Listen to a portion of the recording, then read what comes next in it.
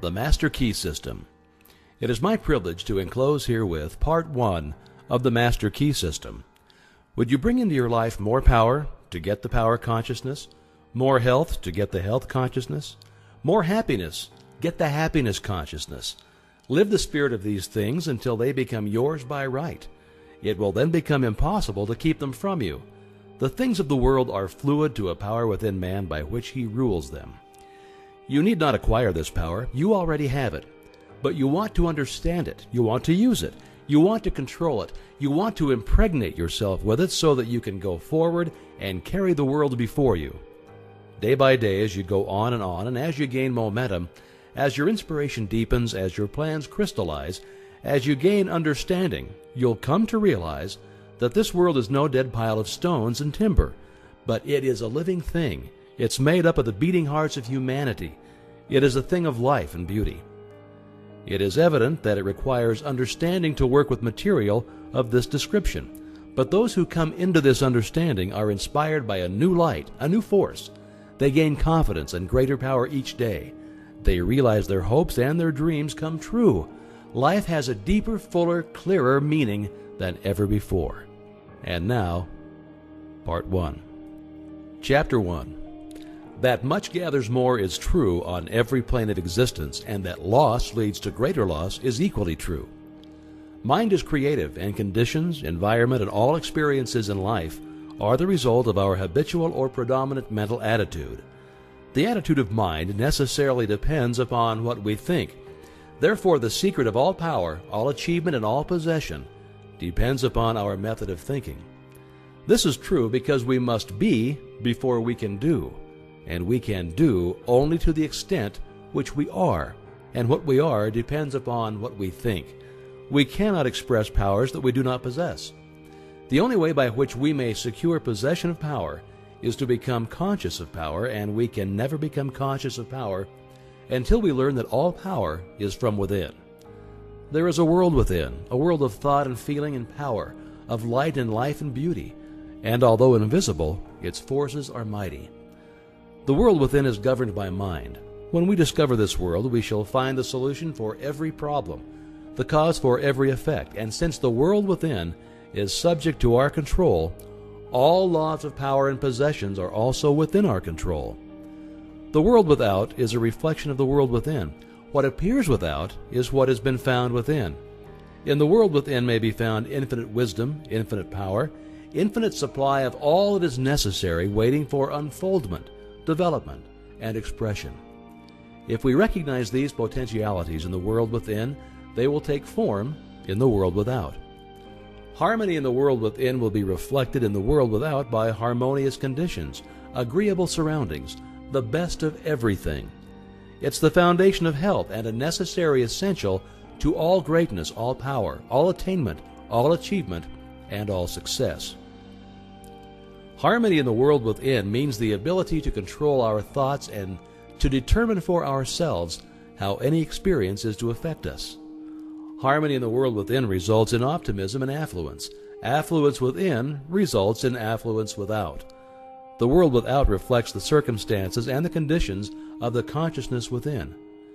If we find wisdom in the world within, we shall have the understanding to discern the marvelous possibilities that are latent in the world within, and we shall be given the power to make these possibilities manifest in the world without.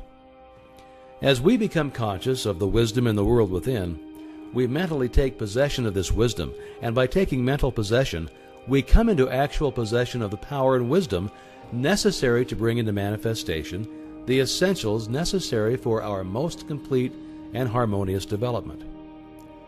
The world within is the practical world in which the men and women of power generate courage, hope, enthusiasm, confidence, trust, and faith, by which they are given the fine intelligence to see the vision and the practical skill to make that vision real. Life is an unfoldment, not accretion. What comes to us in the world without is what we already possess in the world within. All possession is based on consciousness. All gain is the result of an accumulative consciousness. All loss is the result of a scattering consciousness. Mental efficiency is contingent upon harmony. Discord means confusion. Therefore, he who would acquire power must be in harmony with natural law. We are related to the world without by the objective mind. The brain is the organ of this mind, and the cerebrospinal system of nerves puts us in conscious communication with every part of the body. This system of nerves responds to every sensation of light, heat, odor, sound, and taste.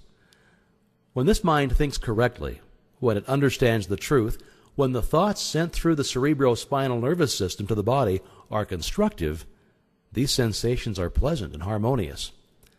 The result is that we build strength, vitality, and all constructive forces into our body. But it is through this same objective mind that all distress, sickness, lack, limitation, and every form of discord and inharmony is admitted into our lives. It is therefore through the objective mind by wrong thinking that we are related to all destructive forces. We are related to the world within by the subconscious mind. The solar plexus is the organ of this mind. The sympathetic system of nerves presides over all subjective sensations, such as joy, fear, love, emotion, respiration, imagination, and all other subconscious phenomena. It is through the subconscious that we are connected with the universal mind and brought into relation with the infinite constructive forces of the universe. It is the coordination of these two centers of our being and the understanding of their functions which is the great secret of life. With this knowledge, we can bring the objective and subjective minds into conscious cooperation, and thus coordinate the finite and the infinite. Our future is entirely within our own control. It is not at the mercy of any capricious or uncertain external power. Now, all agree that there is but one principle or consciousness pervading the entire universe, occupying all space, and being essentially the same in kind at every point of its presence. It is all-powerful, all wisdom and always present. All thoughts and things are within itself. It is all in all. There is but one consciousness in the universe able to think, and when it thinks, its thoughts become objective things to do.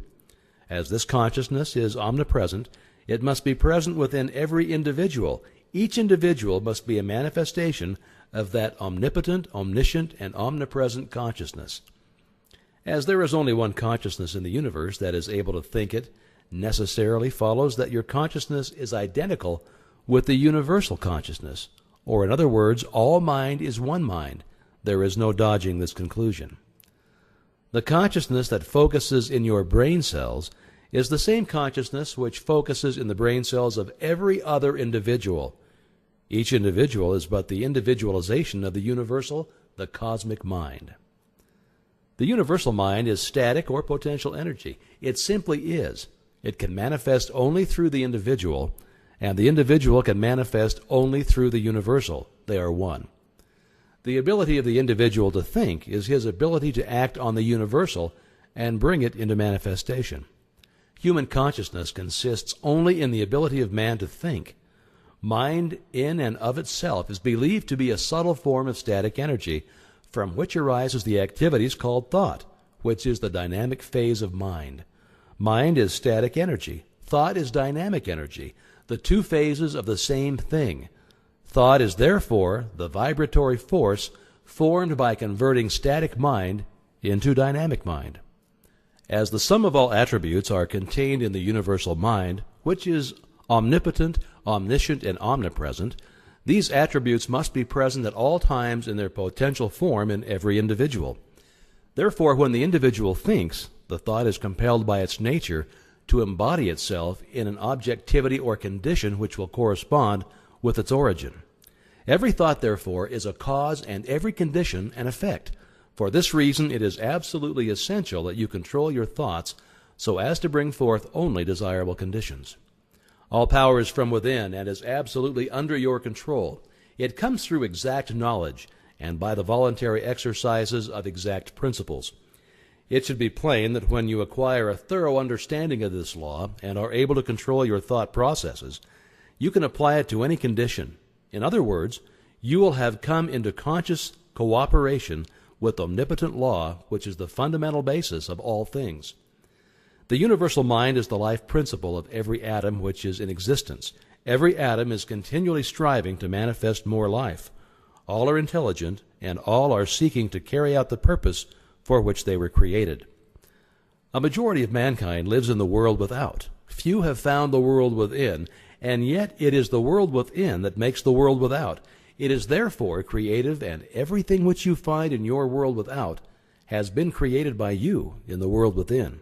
This system will bring you into a realization of power which will be yours when you understand this relation between the world without and the world within. The world within is the cause, the world without the effect.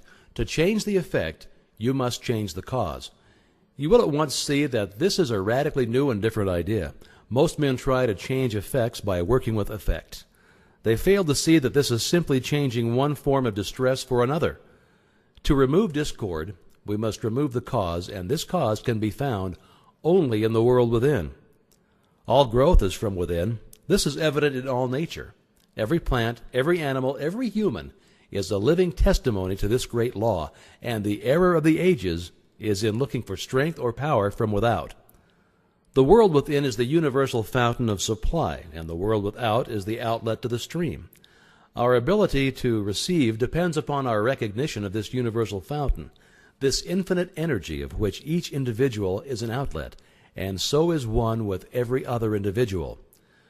Recognition is a mental process. Mental action is therefore the interaction of the individual upon the universal mind.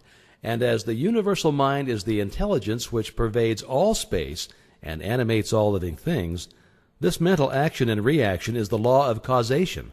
But the principle of causation does not obtain in the individual, but in the universal mind. It is not an objective faculty, but a subjective process, and the results are seen in an infinite variety of conditions and experiences. In order to express life, there must be mind. Nothing can exist without mind. Everything which does exist is some manifestation of this one basic substance from which and by which all things have been created and are continually being recreated. We live in a fathomless sea of plastic mind substance.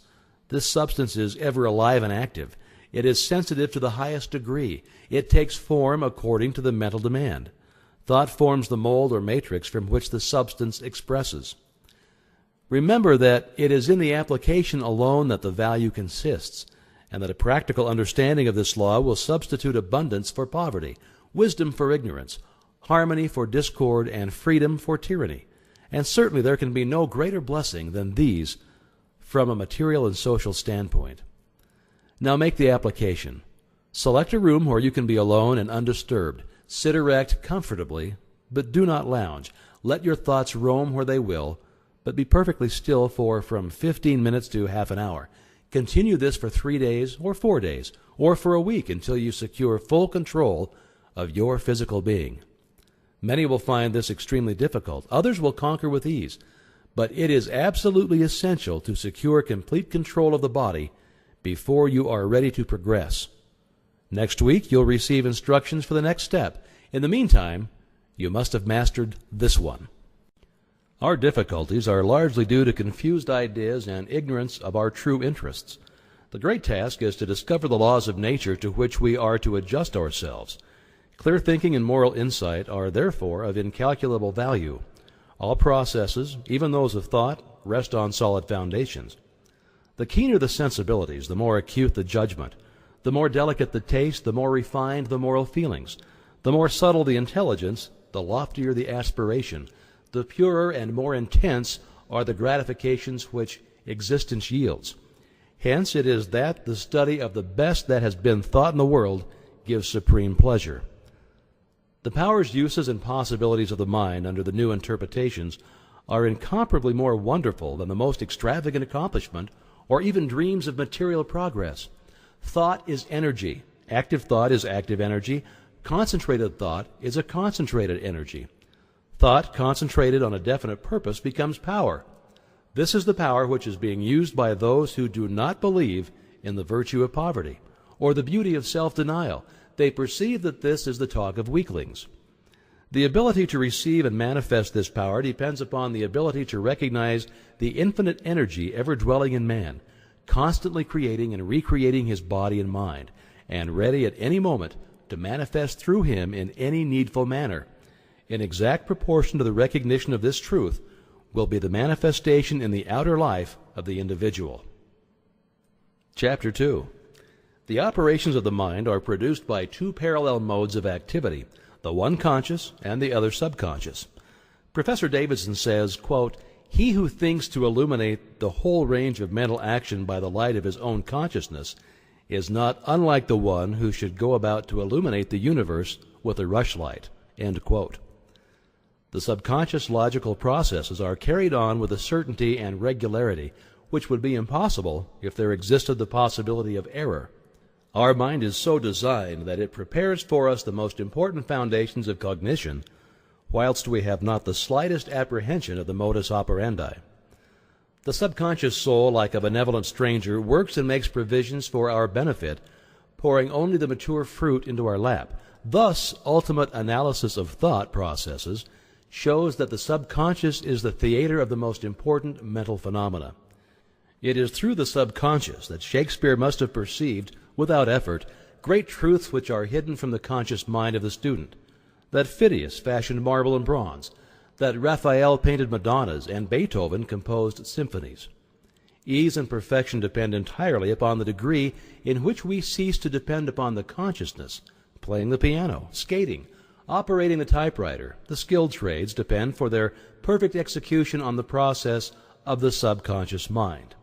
The marvel of playing a brilliant piece on the piano, while at the same time conducting a vigorous conversation, shows the greatness of our subconscious powers. We are all aware how dependent we are upon the subconscious, and the greater, the nobler, the more brilliant our thoughts are, the more it is obvious to ourselves that the origin lies beyond our ken. We find ourselves endowed with tact, instinct, sense of the beautiful in art, music, or whose origin or dwelling place we are wholly unconscious. The values of the subconscious is enormous. It inspires us. It warns us. It furnishes us with names, facts, and scenes from the storehouse of memory. It directs our thoughts, tastes, and accomplishments, and our tasks so intricate that no conscious mind, even if it had the power, has the capacity for. We can walk at will. We can raise the arm whenever we choose to do so. We can give our attention through eye or ear to any subject at pleasure. On the other hand, we cannot stop our heartbeats, nor the circulation of the blood, nor the growth of the stature, nor the formation of nerve and muscle tissue, nor the building of the bones, nor many other important vital processes. If we compare these two sets of action, the one decreed by the will of the moment and the other proceeding in majestic, rhythmic course, subject to no vacillation, but constant at every moment, we stand in awe of the latter, and we ask to have the mystery explained. We see at once that these are the vital processes of our physical life, and we cannot avoid the inference that these all-important functions are designedly withdrawn from the domain of our outward will, with its variations and transitions, and placed under the direction of a permanent and dependable power within us. Of these two powers, the outward and changeable has been termed the conscious mind, or the objective mind, dealing with outward objects. The interior power is called the subconscious mind, or the subjective mind, and besides its work on the mental plane, it controls the regular functions which make physical life possible. It is necessary to have a clear understanding of their respective functions on the mental plane, as well as of certain other basic principles. Perceiving and operating through the five physical senses, the conscious mind deals with the impressions and objects of the outward life. It has the faculty of discrimination, carrying with it the responsibility of choice. It has the power of reasoning, whether inductive, deductive, analytical, or syllogistic, and this power may be developed to a high degree. It is the seat of the will with all the energies that flow therefrom. Not only can it impress other minds, but it can direct the subconscious mind.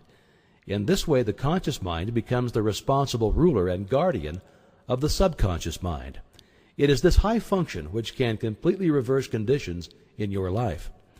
It is often true that conditions of fear, worry, poverty, disease, inharmony, and evils of all kinds dominate us by reason of false suggestions accepted by the unguarded subconscious mind.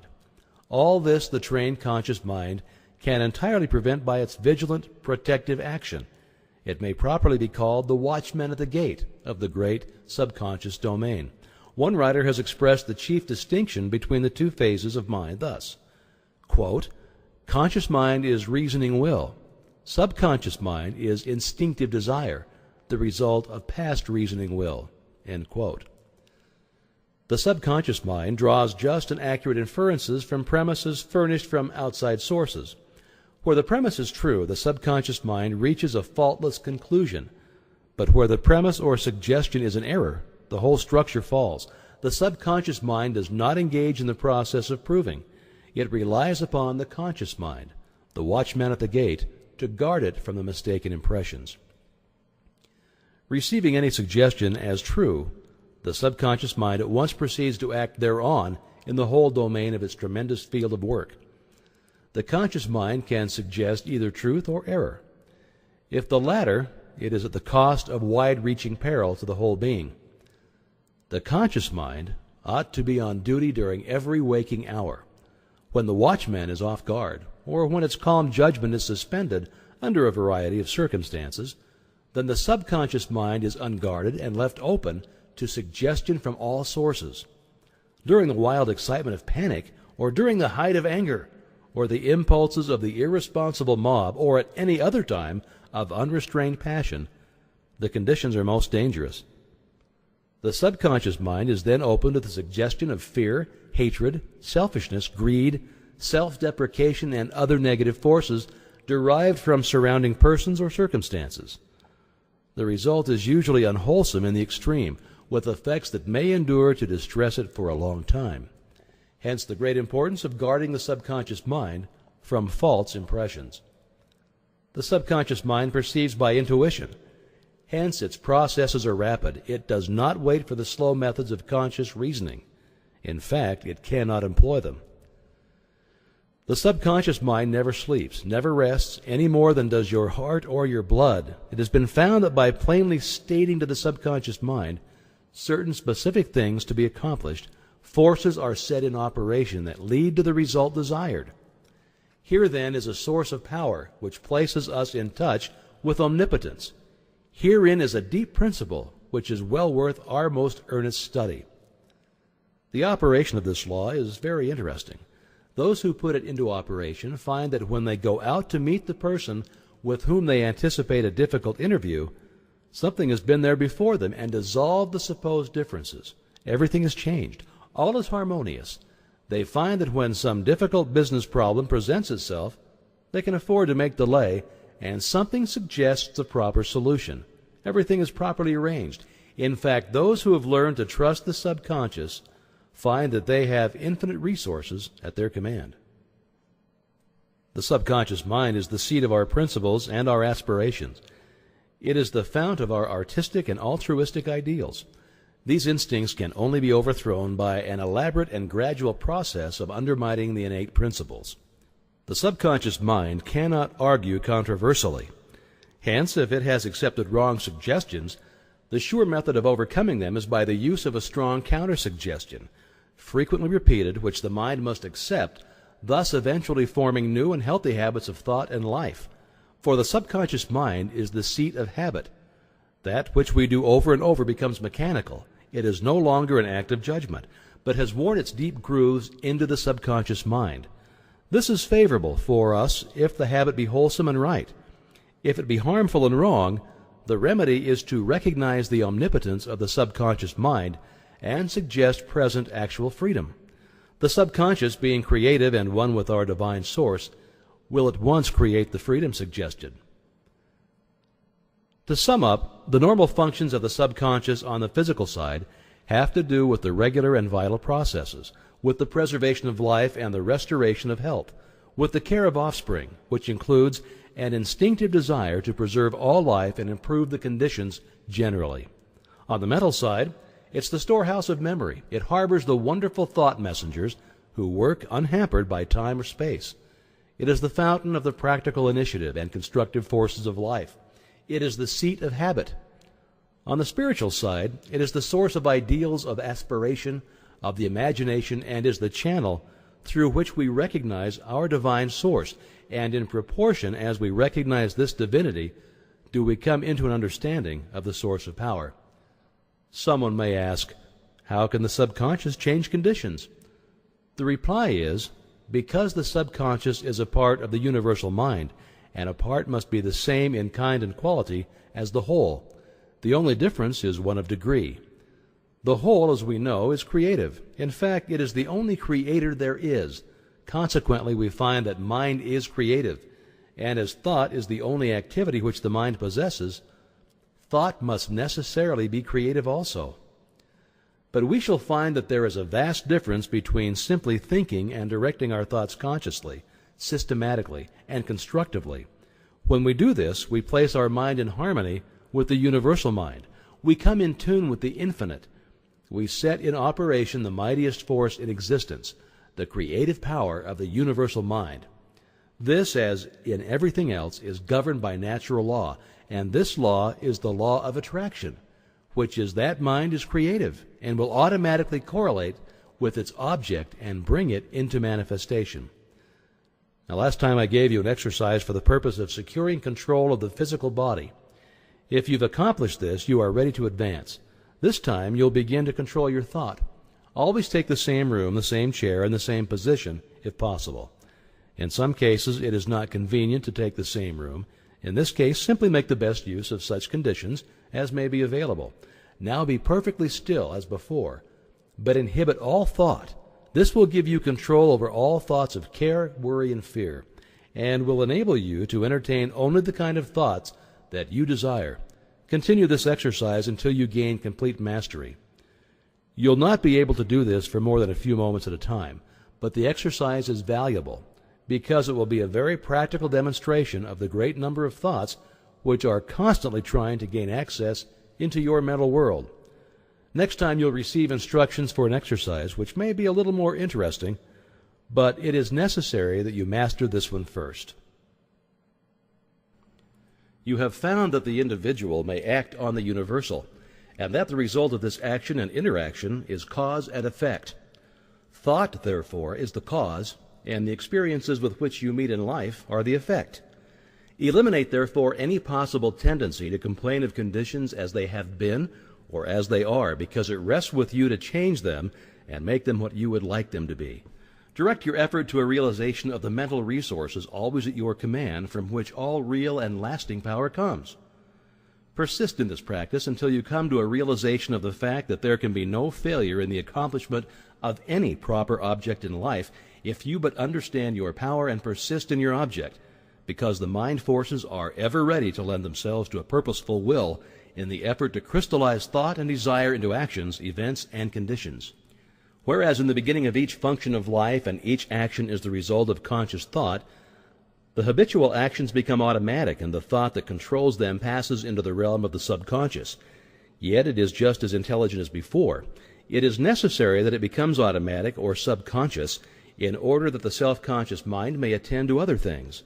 The new actions will, however, in their turn, become habitual, then automatic, and then subconscious, in order that the mind again may be freed from this detail and advanced to still other activities. When you realize this, you will have found a source of power which will enable you to take care of any situation in life which may develop. And now part 3.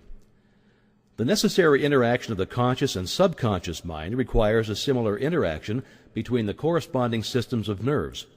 Judge Troward indicates the very beautiful method in which this interaction is effected. He says, and I quote, "The cerebrospinal system is the organ of the conscious mind, and the sympathetic is the organ of the subconscious. The cerebrospinal is the channel through which we receive conscious perception from the physical senses and exercise control over the movements of the body. This system of nerves has its center in the brain." End quote. The sympathetic system has its center in a ganglionic mass at the back of the stomach known as the solar plexus, and is the channel of that mental action which unconsciously supports the vital functions of the body. The connection between the two systems is made by the vagus nerve, which passes out of the cerebral region as a portion of the voluntary system to the thorax, sending out branches to the heart and lungs, and finally passing through the diaphragm. It loses its outer coating and becomes identified with the nerves of the sympathetic system, so forming a connecting link between the two and making man physically a single entity. We have seen that every thought is received by the brain, which is the organ of the conscious. It is here subjected to our power of reasoning. When the objective mind has been satisfied that the thought is true, it is sent to the solar plexus, or the brain of the subjective mind, to be made into our flesh, to be brought forth into the world as reality. It is then no longer susceptible to any argument whatever. The subconscious mind cannot argue, it only acts. It accepts the conclusions of the objective mind as final. The solar plexus has been likened to the sum of the body because it is a central point of distribution for the energy which the body is constantly generating. This energy is very real energy, and this sun is a very real sun, and the energy is being distributed by very real nerves to all parts of the body and is thrown off in an atmosphere which envelops the body. If this radiation is sufficiently strong, the person is called magnetic. He is said to be filled with personal magnetism. Now, such a person may wield an immense power for good. His presence alone will often bring comfort to the troubled minds with which he comes in contact. When the solar plexus is in active operation and is radiating life, energy, and vitality to every part of the body and to every one whom he meets, the sensations are pleasant. The body is filled with health, and all with whom he comes in contact experience a pleasant sensation. If there is any interruption of this radiation, the sensations are unpleasant. The flow of life and energy to some part of the body is stopped, and this is the cause of every ill to the human race, physical, mental, or environmental. Physical, because the sun of the body is no longer generating sufficient energy to vitalize some part of the body. Mental, because the conscious mind is dependent upon the subconscious mind for the vitality necessary to support its thought. And environmental, because the connection between the subconscious mind and the universal mind is being interrupted. The solar plexus is the point at which the part meets with the whole, where the finite becomes infinite, where the uncreate becomes create, the universal becomes individualized, the invisible becomes visible. It is the point at which life appears, and there is no limit to the amount of life an individual may generate from this solar center. This center of energy is omnipotent because it is the point of contact with all life and all intelligence. It can, therefore, accomplish whatever it is directed to accomplish, and herein lies the power of the conscious mind. The subconscious can and will carry out such plans and ideas as may be suggested to it by the conscious mind. Conscious thought, then, is the master of this sun center from which the life and energy of the entire body flows, and the quality of the thought which we entertain determines the quality of the thought which this sun will radiate, and the character of the thought which our conscious mind entertains will determine the character of the thought which this sun will radiate, and the nature of the thought which our conscious mind entertains will determine the nature of thought which the sun will radiate, and consequently will determine the nature of the experience which will result. It is evident, therefore, that all we have to do is let our light shine. The more energy we can radiate, the more rapidly shall we be enabled to transmute undesirable conditions into sources of pleasure and profit. The important question, then, is how to let this light shine and how to generate this energy. Non-resistant thought expands the solar plexus. Resistant thought contracts it. Pleasant thought expands it. Unpleasant thought contracts it. Thoughts of courage, power, confidence, and hope all produce a corresponding state. But the one arch enemy of the solar plexus which must be absolutely destroyed before there is any possibility of letting any light shine is fear. This enemy must be completely destroyed. He must be eliminated. He must be expelled forever. He is the cloud which hides the sun, which causes a perpetual gloom. It is this personal devil which makes men fear the past, the present, and the future, fear themselves, their friends, and their enemies, fear everything and everybody. When fear is effectually and completely destroyed, your light will shine. The clouds will disperse, and you'll have found the source of power, energy, and life. When you find that you're really one with the infinite power, and when you can consciously realize that this power, by a practical demonstration of your ability to overcome any adverse condition by the power of your thought, then you will have nothing to fear. Fear will have been destroyed, and you will have come into possession of your birthright. It is our attitude of mind toward life which determines the experiences with which we are to meet. If we expect nothing, we shall have nothing. If we demand much, we shall receive the greater portion. The world is harsh only as we fail to assert ourselves. The criticism of the world is bitter only to those who cannot compel room for their ideas. It is fear of this criticism that causes many ideas to fail to see the light of day. But the man who knows that he has a solar plexus will not fear criticism or anything else. He will be too busy radiating courage, confidence, and power. He will anticipate success by his mental attitude. He will pound barriers to pieces. He will leap over the chasm of doubt and hesitation which fear places in his path. A knowledge of our ability to consciously radiate health, strength, and harmony will bring us into a realization that there is nothing to fear because we're in touch with infinite strength. Now, this knowledge can be gained only by making practical application of this information. We learn by doing. Through practice, the athlete becomes powerful. As the following statement is of considerable importance, I will put it in several ways so that you cannot fail to get the full significance of it. If you are religiously inclined, I would say that you can let your light shine. If your mind has a bias toward physical science, I would say that you can wake the solar plexus. Or if you prefer the strictly scientific interpretation, I will say that you can impress your subconscious mind. I've already told you what the result of this impression will be. It is the method in which you are now interested. You've already learned that the subconscious is intelligent and that it is creative and responsive to the will of the conscious mind. What then is the most natural way of making the desired impression? Mentally concentrate on the object of your desire.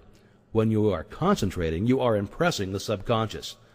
This is not the only way, but it is a simple and effective way and the most direct way, and consequently the way in which the best results are secured. It is the method which is producing such extraordinary results that many think that miracles are being accomplished. It is the method by which every great inventor, every great financier, every great statesman has been enabled to convert the subtle and invisible force of desire, faith, and confidence into actual, tangible, concrete facts in the objective world. The subconscious mind is a part of the universal mind. The universal is the creative principle of the universe. A part must be the same in kind and quality as the whole. This means that this creative power is absolutely unlimited. It is not bound by precedent of any kind, and consequently has no prior existing pattern by which to apply its constructive principle. We have found that the subconscious mind is responsive to our conscious will, which means that the unlimited creative power of the universal mind is within control of the conscious mind of the individual. When making a practical application of this principle, in accordance with the exercises given in the subsequent lessons, it is well to remember that it is not necessary to outline the method by which the subconscious will produce the results you desire. The finite cannot inform the infinite. You are simply to say what you desire, not how you are to obtain it. You are the channel by which the undifferentiated is being differentiated, and this differentiation is being accomplished by appropriation. It only requires recognition to set causes in motion, which will bring about results in accordance with your desire, and this is accomplished because the universal can act only through the individual, and the individual can act only through the universal. They are one. For your exercise this week, I will ask you to go to one step further. I want you to not only be perfectly still and inhibit all thought as far as possible, but relax. Let go. Let the muscles take their normal condition. This will remove all pressure from the nerves and eliminate that tension which so frequently produces physical exhaustion. Physical relaxation is a voluntary exercise of the will, and the exercise will be found to be of great value as it enables the blood to circulate freely to and from the brain and the body.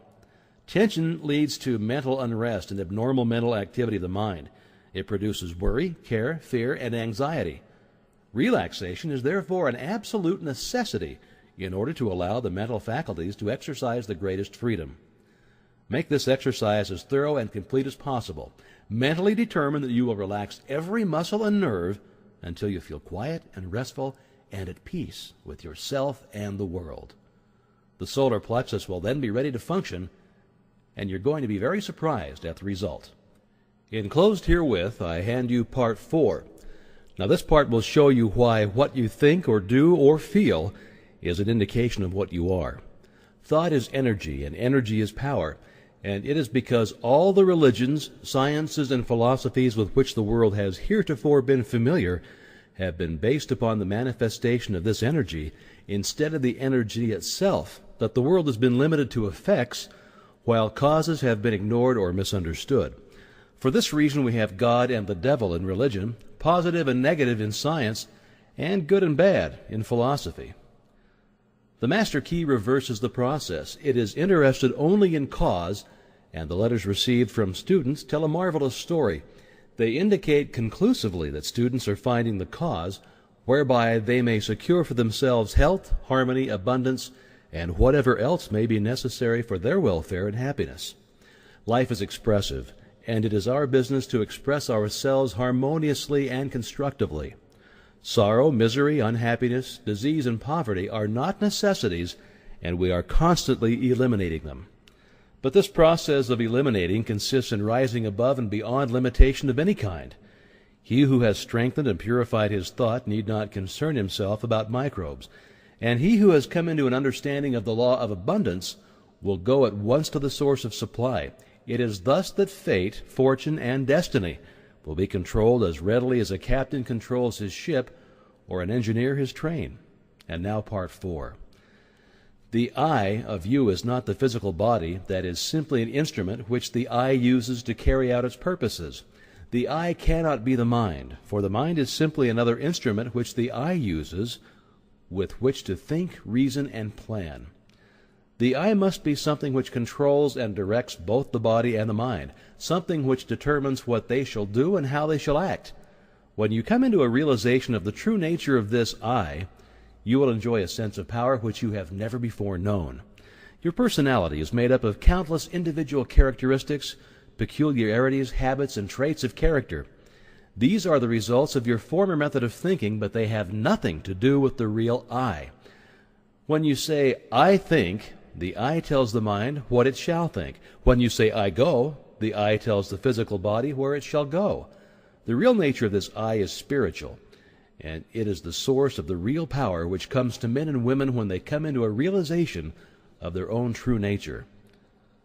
The greatest and most marvelous power which this I has been given is the power to think, but few people know how to think constructively or correctly. Consequently, they achieve only indifferent results. Most people allow their thoughts to dwell on selfish purposes, the inevitable result of an infantile mind. When a mind becomes mature, it understands that the germ of defeat is in every selfish thought. The trained mind knows that every transaction must benefit every person who is in any way connected with the transaction, and any attempt to profit by the weakness, ignorance, or necessity of another will inevitably operate to his disadvantage. Now, this is because the individual is a part of the universal. A part cannot antagonize any other part, but on the contrary, the welfare of each part depends upon a recognition of the interest of the whole. Those who recognize this principle have a great advantage in the affairs of life. They do not wear themselves out. They can eliminate vagrant thoughts with facility. They can readily concentrate to the highest possible degree on any subject. They do not waste time or money upon objects which can be of no possible benefit to them. Now, if you cannot do these things, it's because you have thus far not made the necessary effort. Now is the time to make the effort. The result will be exactly in proportion to the effort expended. One of the strongest affirmations which you can use for this purpose of strengthening the will and realizing your power to accomplish is, quote, I can be what I will to be, end quote. Every time you repeat it, realize who and what this I is. Try to come into a thorough understanding of the true nature of the I. If you do, you will become invincible. That is provided that your objects and purposes are constructive and are therefore in harmony with the creative principle of the universe. If you make use of this affirmation, use it continuously night and morning, and as often during the day as you think of it, and continue to do so until it becomes a part of you. In other words, form the habit. Unless you do this, you'd better not start at all, because modern psychology tells us that when we start something and do not complete it, or make a resolution and do not keep it, we are forming the habit of failure, absolute, ignominious failure. If you do not intend to do a thing, do not start it. If you start, see it through, even if the heavens fall. If you make up your mind to do something, do it. Let nothing or no one interfere with the I that you have determined. The thing is settled, the die is cast, and there is no longer any argument. If you carry out this idea, beginning with small things which you know you can control, and gradually increase the effort, but never under any circumstance allowing your I to be overruled, you will find that you can eventually control yourself, and many men and women have found to their sorrow that it is easier to control a kingdom than to control themselves. But when you've learned to control yourself, you would have found the world within which controls the world without. You will have become irresistible. Men and things will respond to your every wish without any apparent effort on your part. This is not so strange or impossible as it may appear when you remember that the world within is controlled by the I, and that this I is a part or one with the infinite I, which is the universal energy or spirit, usually called God. This is not a mere statement of theory made for the purpose of confirming or establishing an idea, but it is a fact which has been accepted by the best religious thought as well as the best scientific thought. Herbert Spencer said, I quote, "Amid all the mysteries by which we are surrounded, nothing is more certain than that we are ever in the presence of an infinite and eternal energy from which all things proceed." End quote. Lyman Abbott, in an address delivered before the alumni of Bangor Theological Seminary, said, quote, "We are coming to think of God as dwelling in man rather than as operating on men. Science goes a little way in its search and then stops. Science finds the ever-present eternal energy, but religion finds the power behind this energy, and it locates it within man. But this is by no means a new discovery. The Bible says exactly the same thing, and the language is just as plain and convincing. It says, 'Know ye not that ye are the temple of the living God?' Here, then, is the secret of the wonderful creative power of the world within. Here is the secret of power, of mastery. To overcome does not mean to go without things. Self-denial is not success. We cannot give unless we get. We cannot be helpful unless we're strong. The infinite is not bankrupt, and we who are the representatives of infinite power should not be bankrupts either. And if we wish to be of service to others, we must have power and more power, but to get it, we must give it. We must be of service. The more we give, the more we shall get.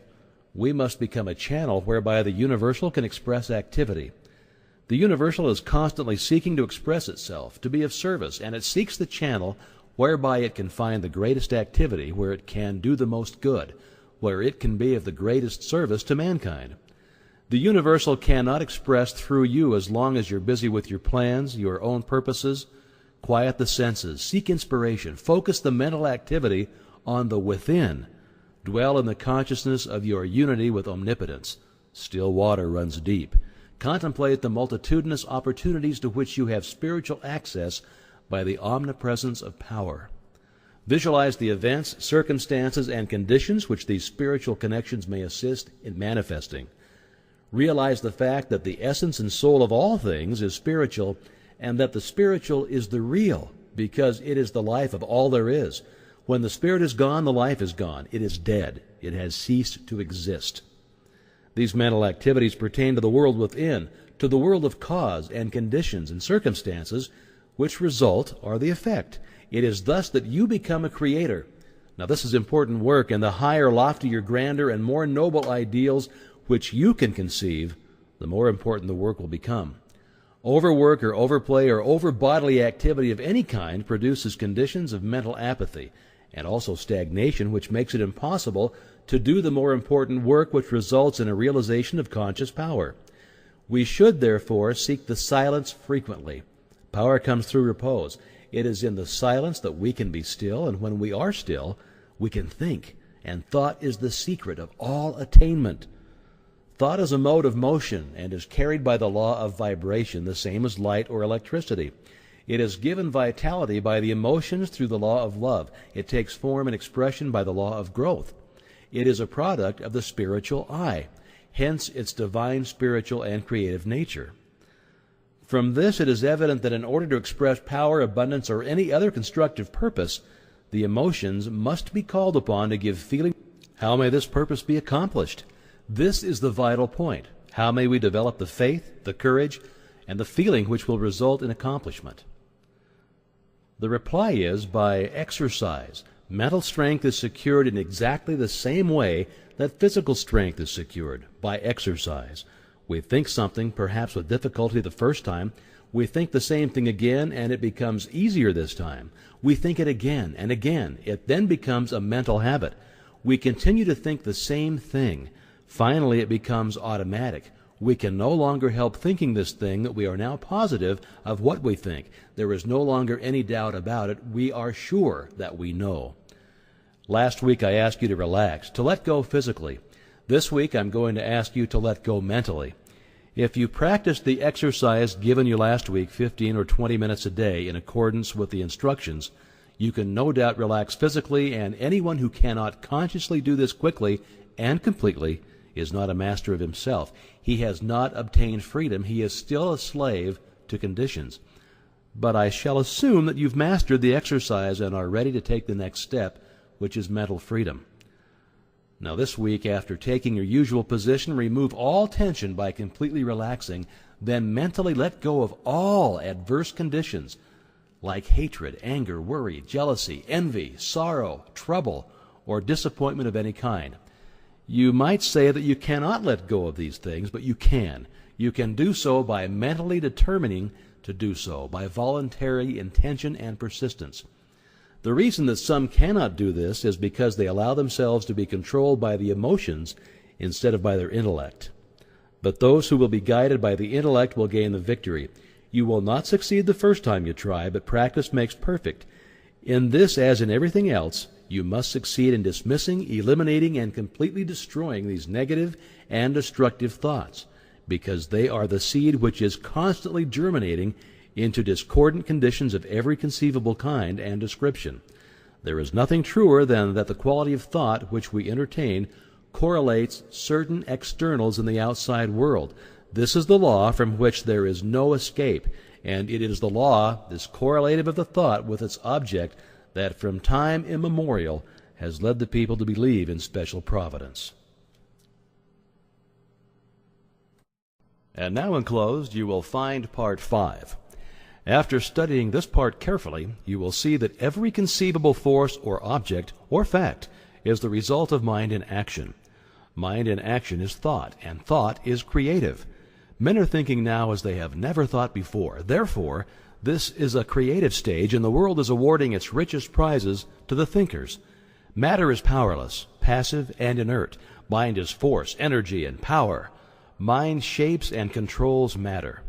Every form from which matter takes is but the expression of some pre-existing thought. But thought works no magic transformations. It obeys natural laws. It sets in motion natural forces. It releases natural energies. It manifests in your conduct and actions, and these in turn react upon your friends and acquaintances, and eventually upon the whole of your environment. You can originate thought, and since thoughts are creative, you can create for yourself the very things you desire. And now Part 5. At least 90% of our mental life is subconscious, so that those who fail to make use of this mental power live within very narrow limits. The subconscious can and will solve any problem for us if we know how to direct it. The subconscious processes are always at work. The only question is, are we to be simply passive recipients of this activity, or are we to consciously direct the work? Shall we have a vision of the destination to be reached, the dangers to be avoided, or shall we simply drift? We have found that mind pervades every part of the physical body and is always capable of being directed or impressed by authority coming from the objective or from the more dominant portion of the mind. The mind which pervades the body is largely the result of heredity, which in turn is simply the result of all the environments of all past generations on the responsive and ever-moving life forces. An understanding of this fact will enable us to use our authority when we find some undesirable trait of character manifesting. We can consciously use all of the desirable characteristics with which we have been provided, and we can repress and refuse to allow the undesirable ones to manifest. Again, this mind which pervades our physical body is not only the result of hereditary tendencies, but it is the result of home, business, and social environment where countless thousands of impressions, ideas, prejudices, and similar thoughts have been received. Much of this has been received from others. The result of opinions, suggestions, or statements, much of it is the result of our own thinking, but nearly all of it has been accepted with little or no examination or consideration. The idea seemed plausible. The conscious received it, passed it on to the subconscious, where it was taken up by the sympathetic system and passed on to be built into our physical body. The Word has become flesh. This, then, is the way we are consistently creating and recreating ourselves. We are today the result of our past thinking, and we shall be what we're thinking today. The law of attraction is bringing to us not the things we should like or the things we wish for, or even the things someone else has, but it brings us our own, the things which we have created by our thought processes, whether consciously or unconsciously. Unfortunately, many of us are creating these things unconsciously. Now, if either of us were building a home for ourselves, how careful would we be in regard to the plans? How would we study every detail? how we should watch the material and select only the best of everything, and yet how careless we are when it comes to building our mental home, which is infinitely more important than any physical home, as everything which can possibly enter into our lives depends upon the character of the material which enters into the construction of our own mental home. So what is the character of this material? We've seen that it is the result of the impressions which we have accumulated in the past and stored away in our subconscious mentality. If these impressions have been of fear, of worry, of care, or of anxiety, or if they've been despondent, negative, doubtful, well, then the texture of the material which we are weaving today will be of the same negative material. Instead of being any value, it will be mildewed and rotten, and will bring us only more toil and care and anxiety. We shall be forever busy trying to patch it up and make it appear at least genteel. But if we've stored away nothing but courageous thought, if we've been optimistic, positive, and have immediately thrown any kind of negative thought on the scrap pile, have refused to have anything to do with it, have refused to associate with it, or become identified with it in any way, what then is the result? Our mental material is now of the best kind. We can weave any kind of material we want. We can use any color we wish. We know that the texture is firm, that the material is solid, that it will not fade, and we will have no fear, no anxiety concerning the future. There is nothing to cover, there are no patches to hide. These are psychological facts. There is no theory or guesswork about these thinking processes at all. There's nothing secret about them. In fact, they are so plain that everyone can understand them. The thing to do is have a mental house cleaning, and to have this house cleaning every day, and keep the house clean. Mental, moral, and physical cleanliness are absolutely indispensable if we're to make progress of any kind. When this mental house cleaning process has been completed, the material which is left will be suitable for the making of the kind of ideals or mental images which we desire to realize. There is fine estates awaiting a claimant. Its broad acres with abundant crops, running water, and fine timber stretch away as far as the eye can see. There is a mansion, spacious and cheerful, with rare pictures, a well-stocked library, rich hangings, and every comfort and luxury. All the heir has to do is assert his heirship, take possession, and use the property. He must use it. He must not let it decay, for use is the condition on which he holds it. To neglect it is to lose possession. In the domain of mind and spirit, in the domain of practical power, such an estate is yours. You are the heir. You can assert your heirship and possess and use this rich inheritance. Power over circumstances is one of its fruits. Health, harmony, and prosperity are assets upon its balance sheet. It offers you poise and peace. It costs you only the labor of studying and harvesting its great resources. It demands no sacrifice except the loss of your limitations, your servitudes, your weakness. It clothes you with self-honor and puts a scepter in your hands. To gain this estate, 3 processes are necessary. First, you must earnestly desire it. Second, you must assert your claim. And third, you must take possession. You admit that those are not burdensome conditions. You're familiar with the subject of heredity. Darwin, Huxley, Haeckel, and other physical scientists have piled evidence mountain high that heredity is a law attending progressive creation. It is progressive heredity which gives man his erect attitude, his power of motion, the organs of digestion, blood circulation, nerve force, muscular force, bone structure, and a host of other faculties on the physical side. There are even more impressive facts concerning heredity of mind force. All these constitute what may be called your human heredity. But there is a heredity which the physical scientists have not compassed. It lies beneath and antecedent to all their researches. At a point where they throw up their hands in despair and they say they cannot account for what they see, this divine heredity is found in full sway. It's the benign force which decrees primal creation. It thrills down from the divine, direct into every created being. It originates life, which the physical scientist has not done, nor can he ever do. It stands out among all forces supreme, unapproachable. No human heredity can approach it. No human heredity measures up to it. This infinite life flows through you. It is you. Its doorways are but the faculties which comprise your consciousness. To keep open these doors is the secret of power. Is it not worthwhile to make that effort?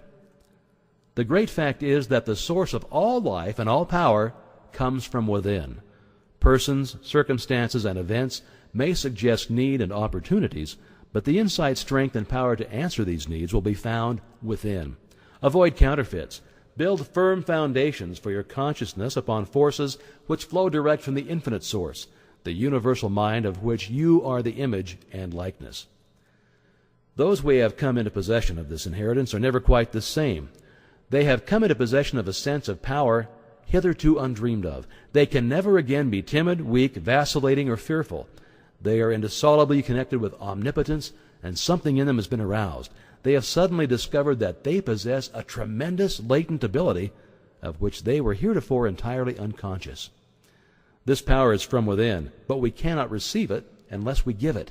Use is the condition upon which we hold this inheritance.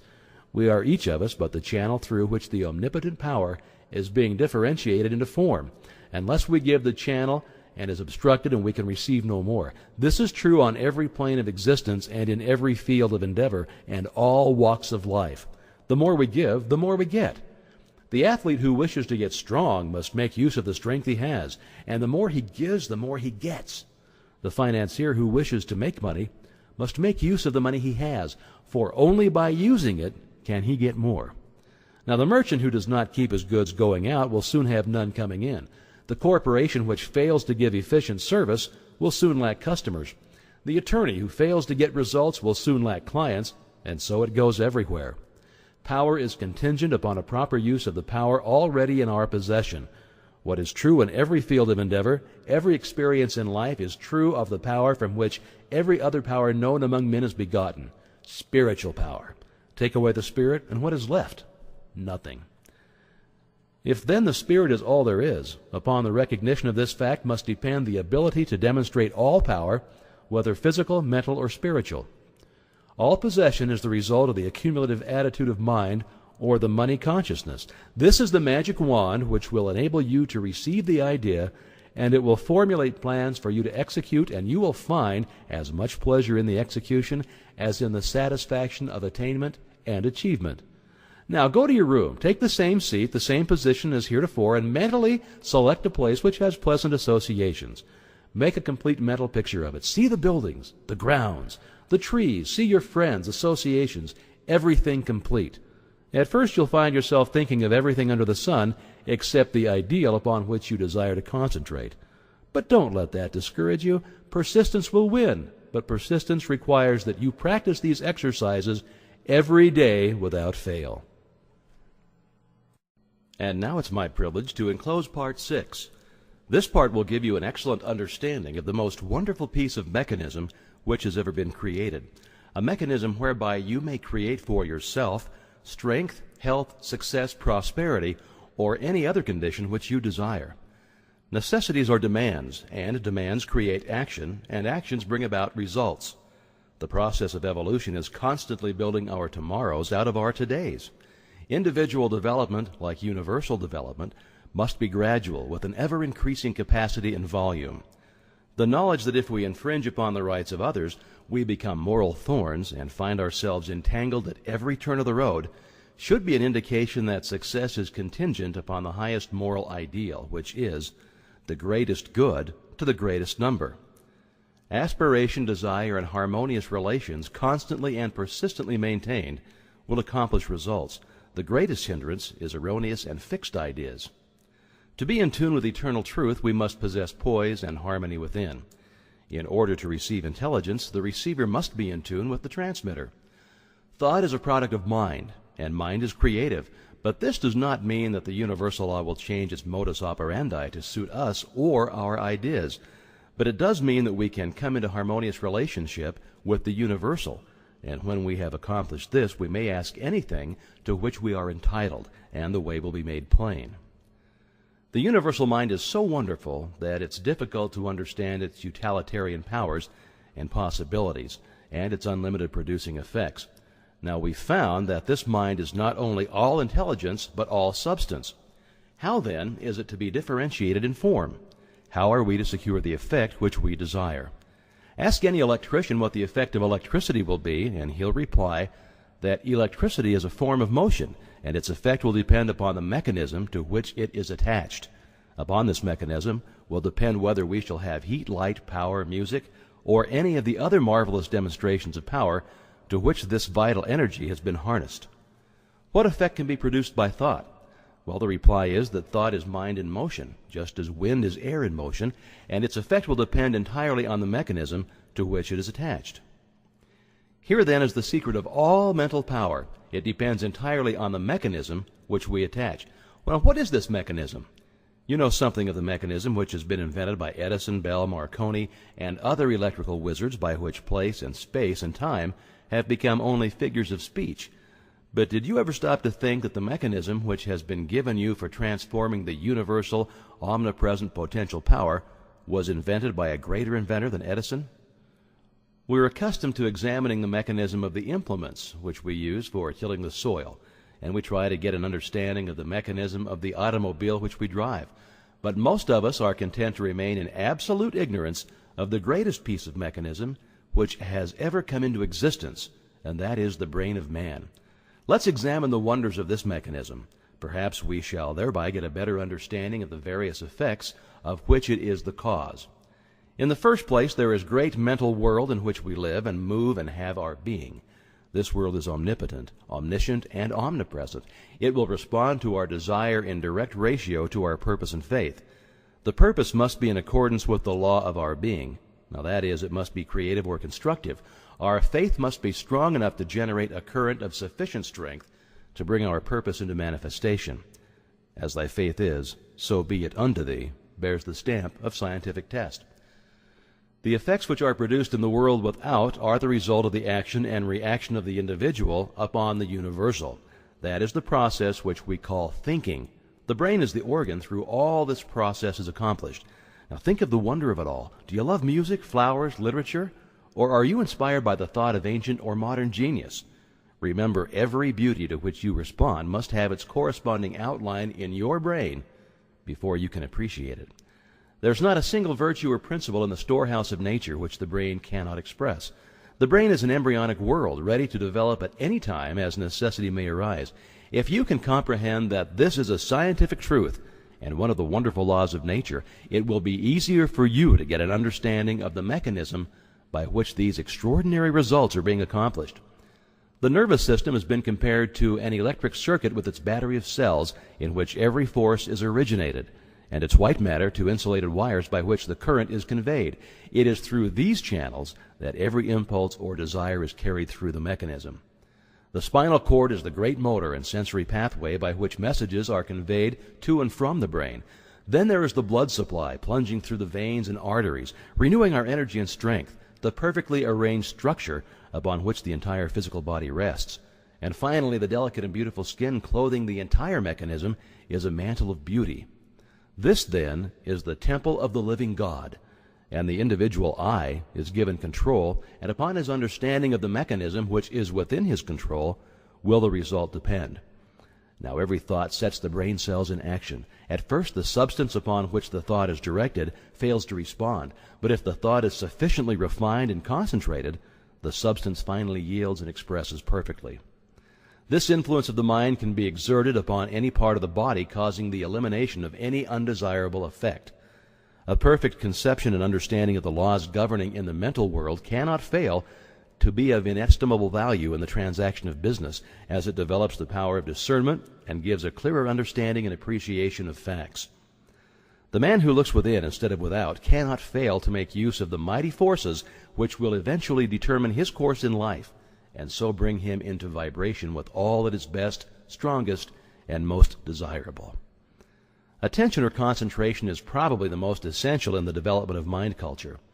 The possibilities of attention, when properly directed, are so startling that they would hardly appear credible to the uninitiated.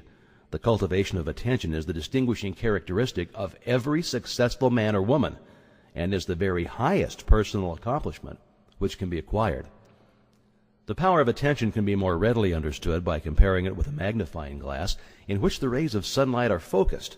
They possess no particular strength as long as the glass is moved about and the rays directed from one place to another.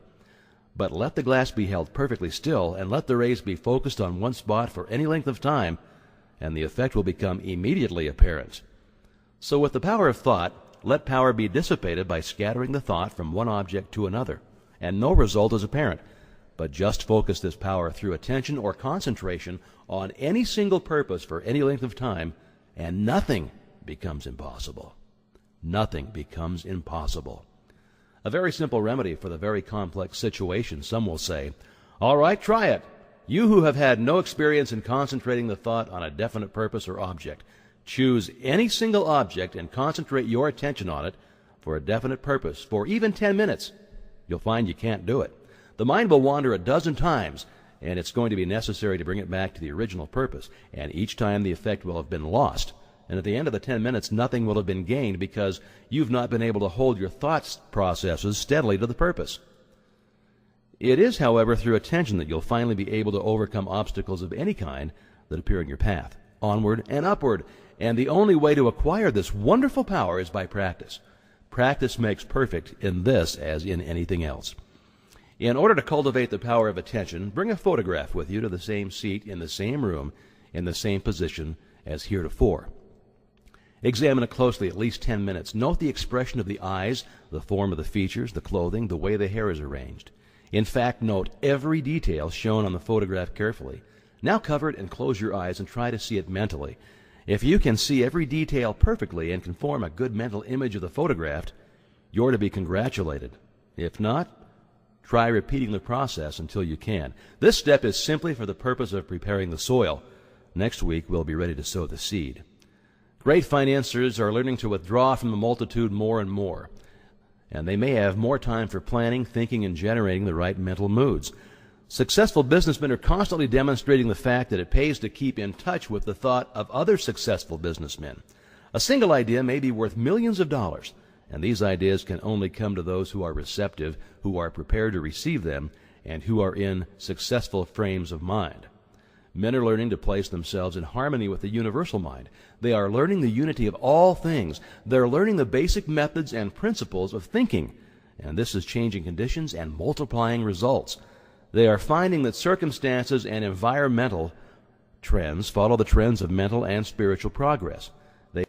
Always the spiritual first, then the transformation into the infinite and illimitable possibilities of achievement.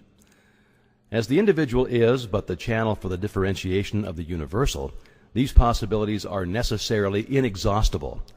Thought is the process by which we may absorb the spirit of power and hold the result in our inner consciousness until it becomes a part of our ordinary consciousness. The method of accomplishing this result by the persistent practice of a few fundamental principles, as explained in this system, is the master key which unlocks the storehouse of universal truth. These two great sources of human suffering at present are bodily disease and mental anxiety. These may be readily traced to the infringement of some natural laws. This is no doubt owing to the fact that so far knowledge has largely remained partial, but the clouds of darkness which have accumulated through long ages are now beginning to roll away, and with them many of the miseries that attend imperfect information. That a man can change himself, improve himself, recreate himself, control his environment, and master his own destiny is the conclusion of every mind who is wide awake to the power of right thought in constructive action. Through all the ages, man has believed in an invisible power, through which and by which all things have been created and are continually being recreated. We may personalize this power and call it God, or we may think of it as the essence or spirit which permeates all things, but in either case the effect is still the same. So far as the individual is concerned, the objective, the physical, the visible, is the personal, that which can be cognized by the senses. It consists of body, brain, and nerves. The subjective is the spiritual, the invisible, the impersonal.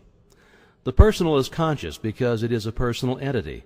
The impersonal being, the same in kind and quality as all other beings, is not conscious of itself and has therefore been termed the subconscious.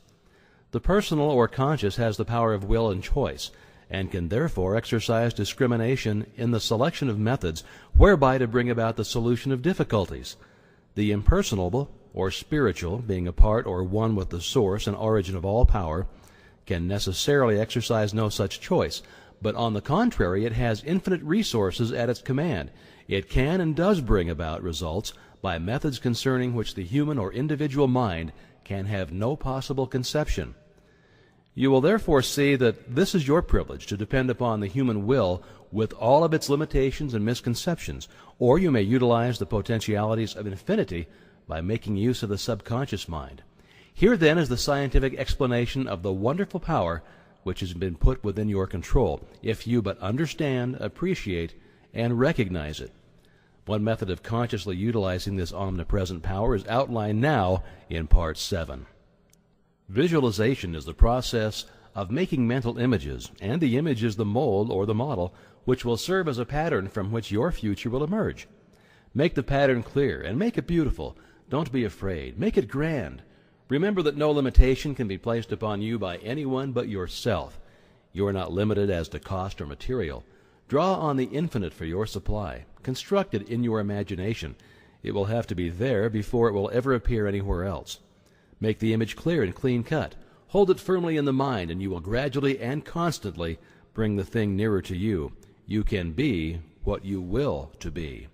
This is another psychological fact which is well known, but unfortunately, reading about it will not bring about any result which you may have in mind.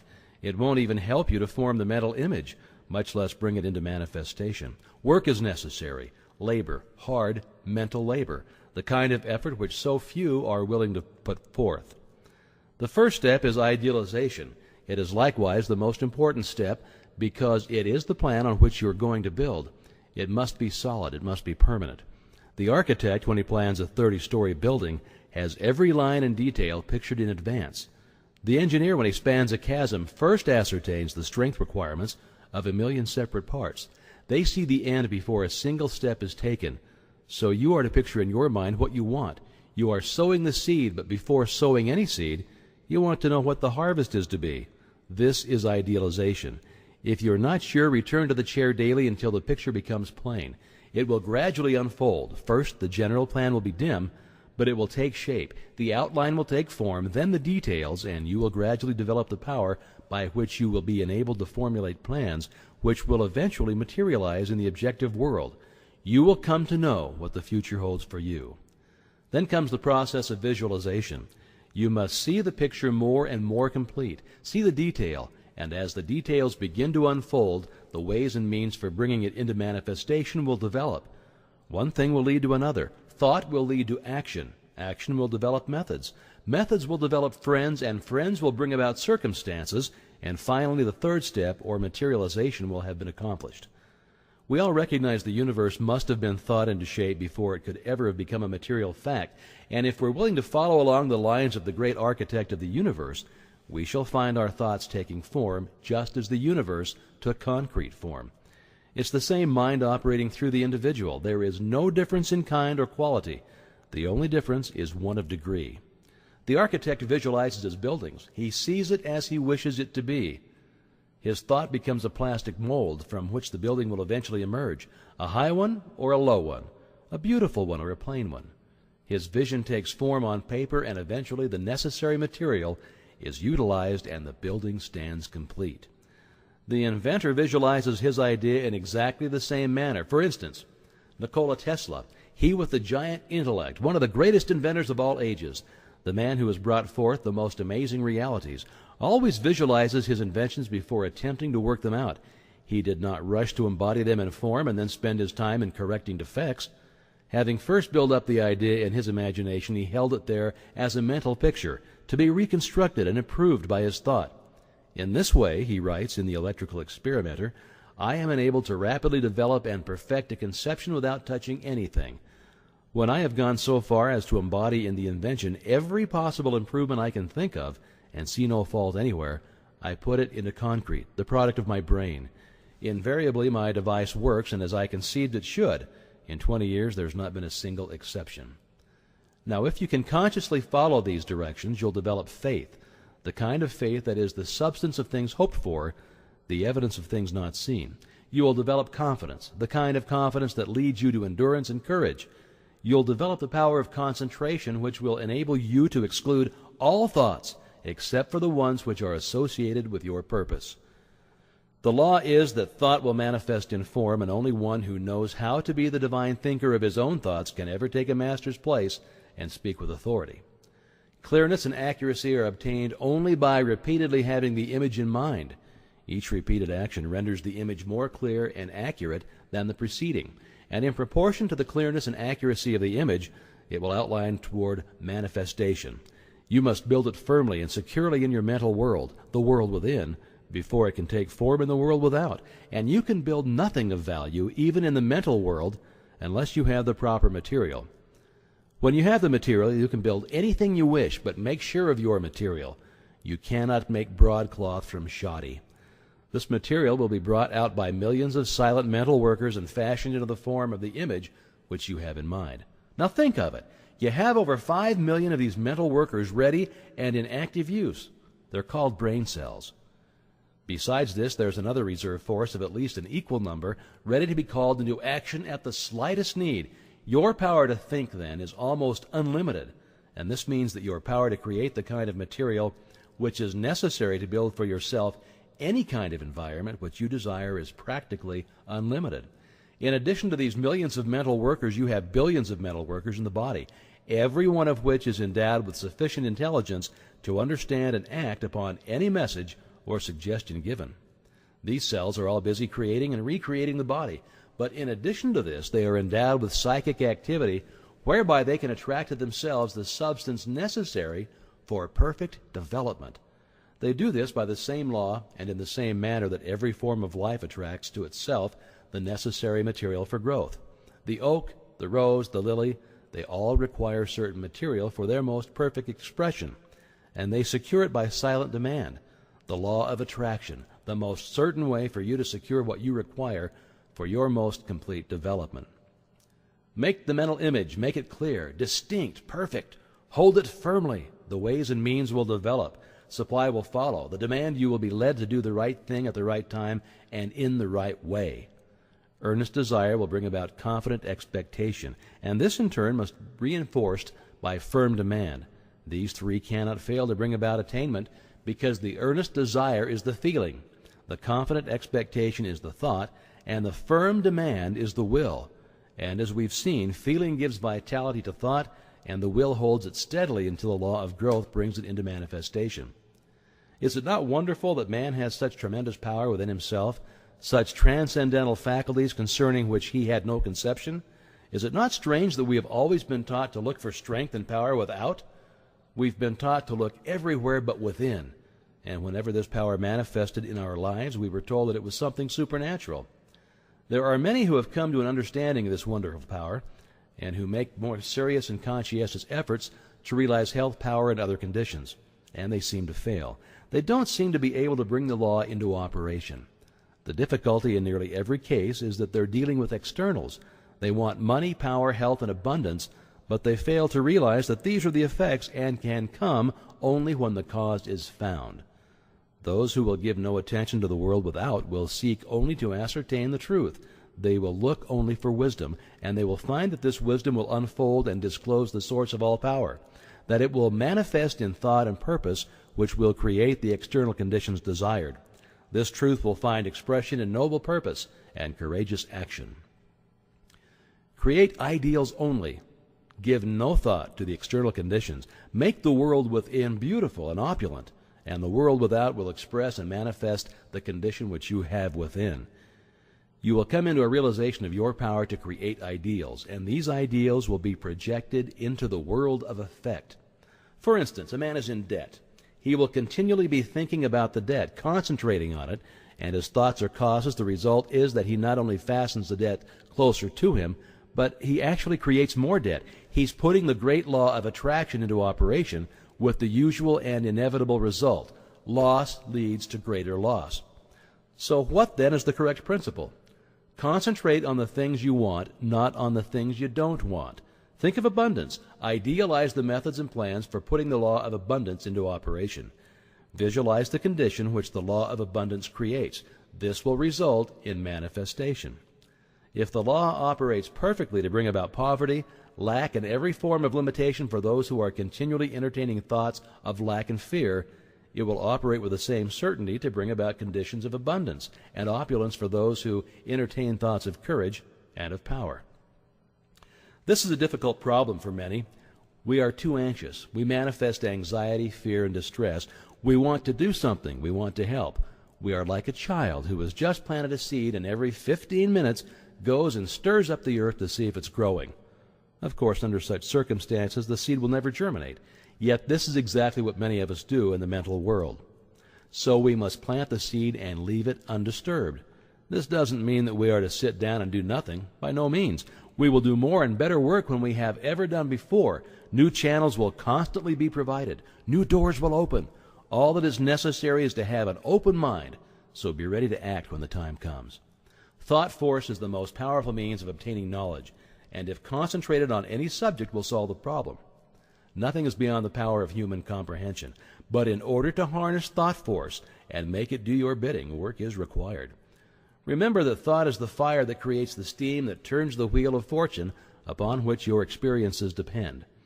Now ask yourself a few questions and then reverently await the response. Do you not now and then feel the self with you? Do you assert this self, or do you follow the majority? Remember that majorities are always led, they never lead. It was the majority that fought tooth and nail against the steam engine, the power loom, and every other advance or improvement ever suggested. For your exercise this week, visualize your friend. See him exactly as you last saw him. See the room, the furniture. Recall the conversation. Now see his face. See it distinctly. Now talk to him about some subject of mutual interest. See his expression change. Watch him smile. Can you do this? All right, you can. Then arouse his interest. Tell him a story of adventure. See his eyes light up with a spirit of fun or excitement. Can you do all of this?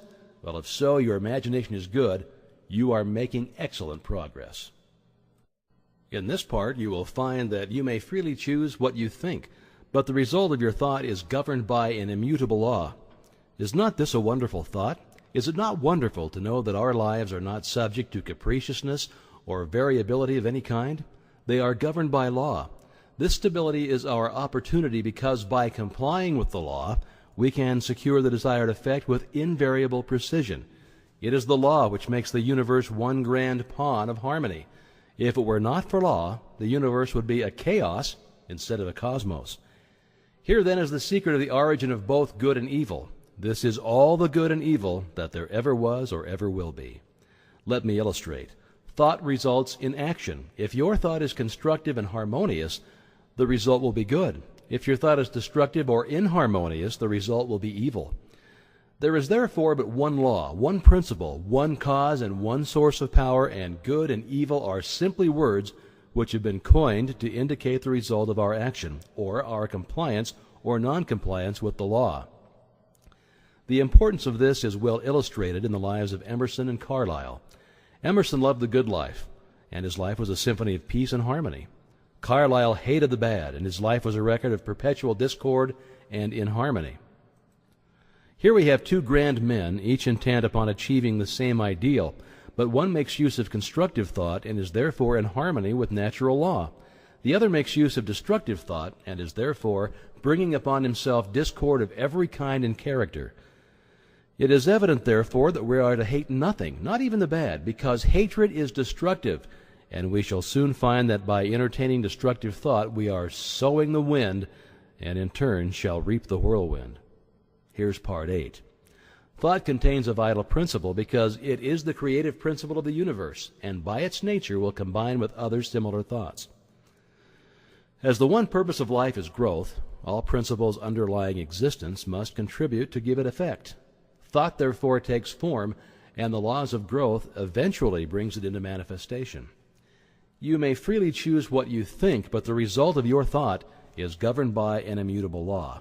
Any line of thought persisted in cannot fail to produce its result in the character, health, and circumstances of the individual. Methods whereby we can substitute habits of constructive thinking for those which we have found produce only undesirable effects and are therefore of primary importance. We all know that this is by no means easy. Mental habits are difficult to control, but it can be done, and the way to do it is to begin at once to substitute constructive thought for destructive thought. Form the habit of analyzing every thought. If it's necessary, if its manifestation in the objective will be a benefit, not only to yourself, but to all whom it may affect in any way, keep it, treasure it. It is of value. It is in tune with the infinite. It will grow and develop and produce fruit an hundredfold. On the other hand, it will be well for you to keep this quotation from George Matthew Adams in mind.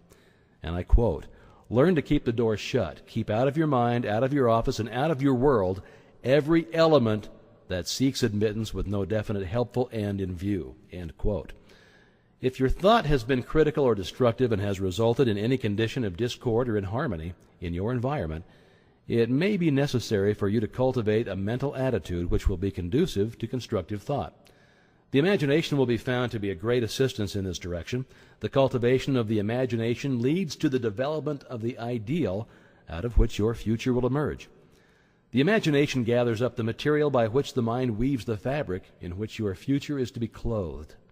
Imagine is the light by which we can penetrate new worlds of thought and experience. Imagination is the mighty instrument by which every discoverer, every inventor opened the way from precedent to experience. Precedent says it can't be done. Experience says it is done. Imagination is a plastic power, molding the things of sense into new forms and ideals. Imagination is the constructive form of thought, which must precede every constructive form of action. A builder cannot build a structure of any kind until he has first received the plans from the architect, and the architect has to get them from his imagination.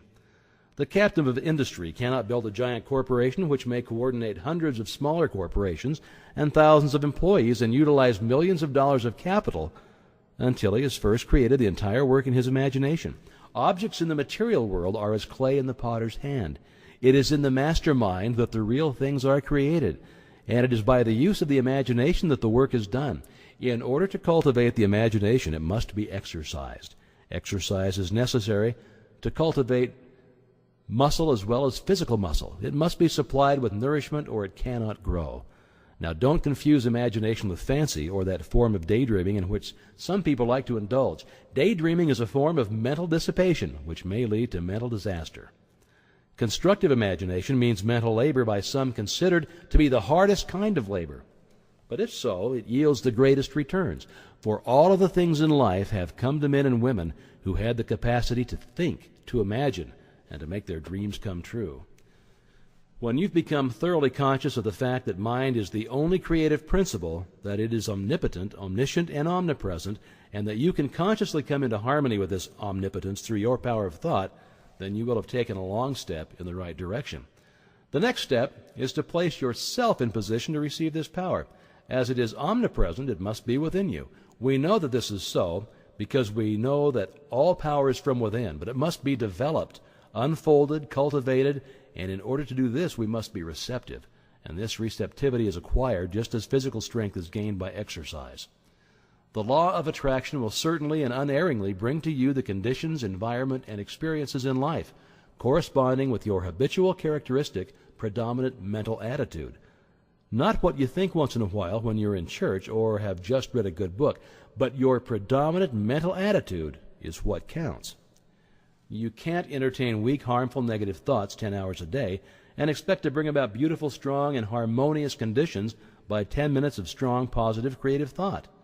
Real power comes from within. All power that anybody can possibly use is within man, only waiting to be brought into visibility by his first recognizing it and then affirming it as his, working it into his consciousness until he becomes one with it. Now, people say they desire abundant life, and so they do, but so many interpret this to mean that if they will exercise their muscles or breathe scientifically, eat certain foods in certain ways, drink so many glasses of water every day of just a certain temperature, keep out of drafts, they will attain the abundant life they seek. Now, the result of such methods is but indifferent. However, when a man awakens to the truth and affirms his oneness with all life, he finds that he takes on the clear eye, the elastic step, the vigor of youth.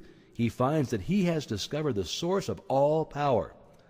All mistakes are but the mistakes of ignorance. Knowledge gaining and consequent power is what determines growth and evolution. The recognition and demonstration of knowledge is what constitutes power. And this power is spiritual power, and this spiritual power is the power which lies at the heart of all things. It is the soul of the universe. This knowledge is the result of man's ability to think. Thought is therefore the germ of man's conscious evolution. When man ceases to advance in his thoughts and ideals, his forces immediately begin to disintegrate, and his countenance gradually registers these changing conditions.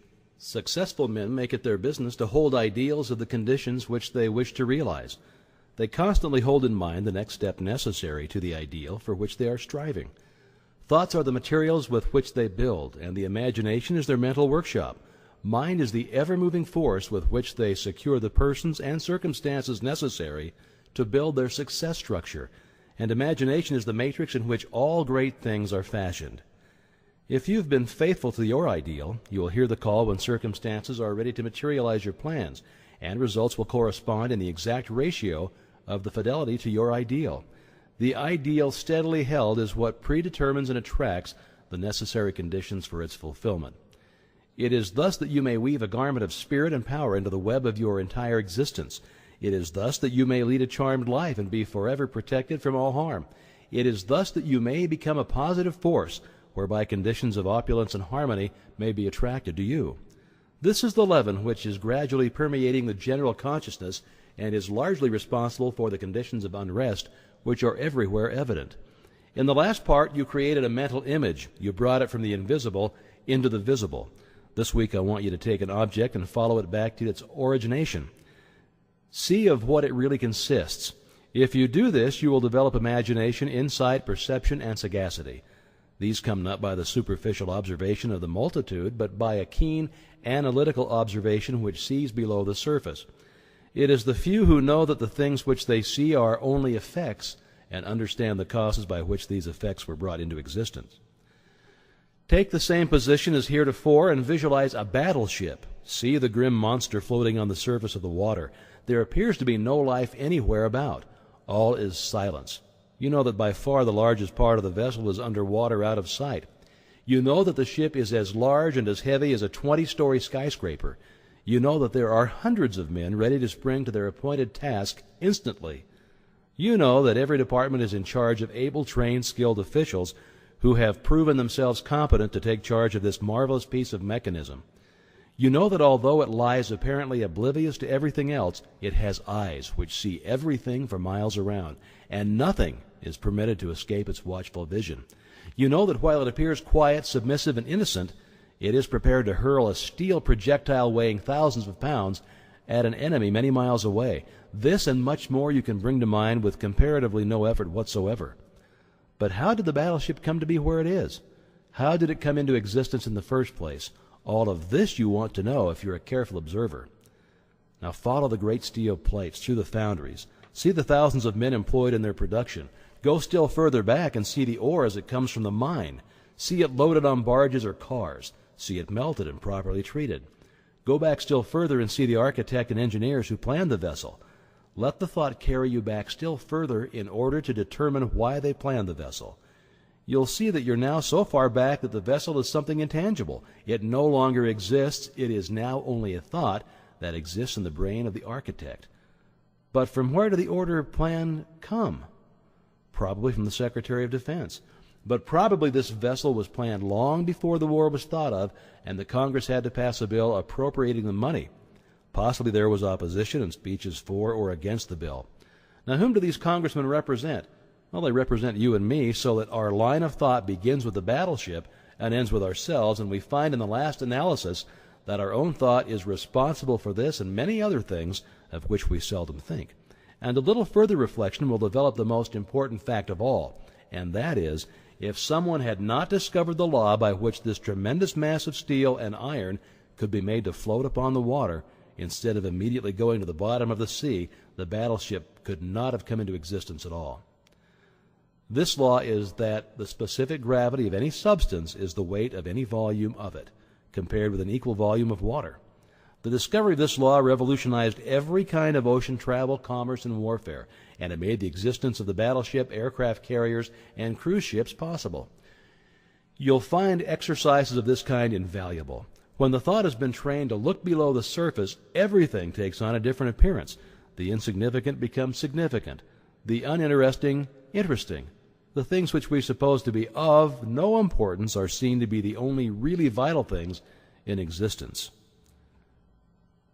Here's a message called Look to This Day. For it is life, the very life of life. In its brief course lie all the verities and realities of your existence. The bliss of growth, the glory of action, the splendor of beauty. For yesterday is but a dream, and tomorrow is only a vision. But today well lived makes every yesterday a dream of happiness, and every tomorrow a vision of hope. Look well, therefore, to this day. Well, that's from the Sanskrit.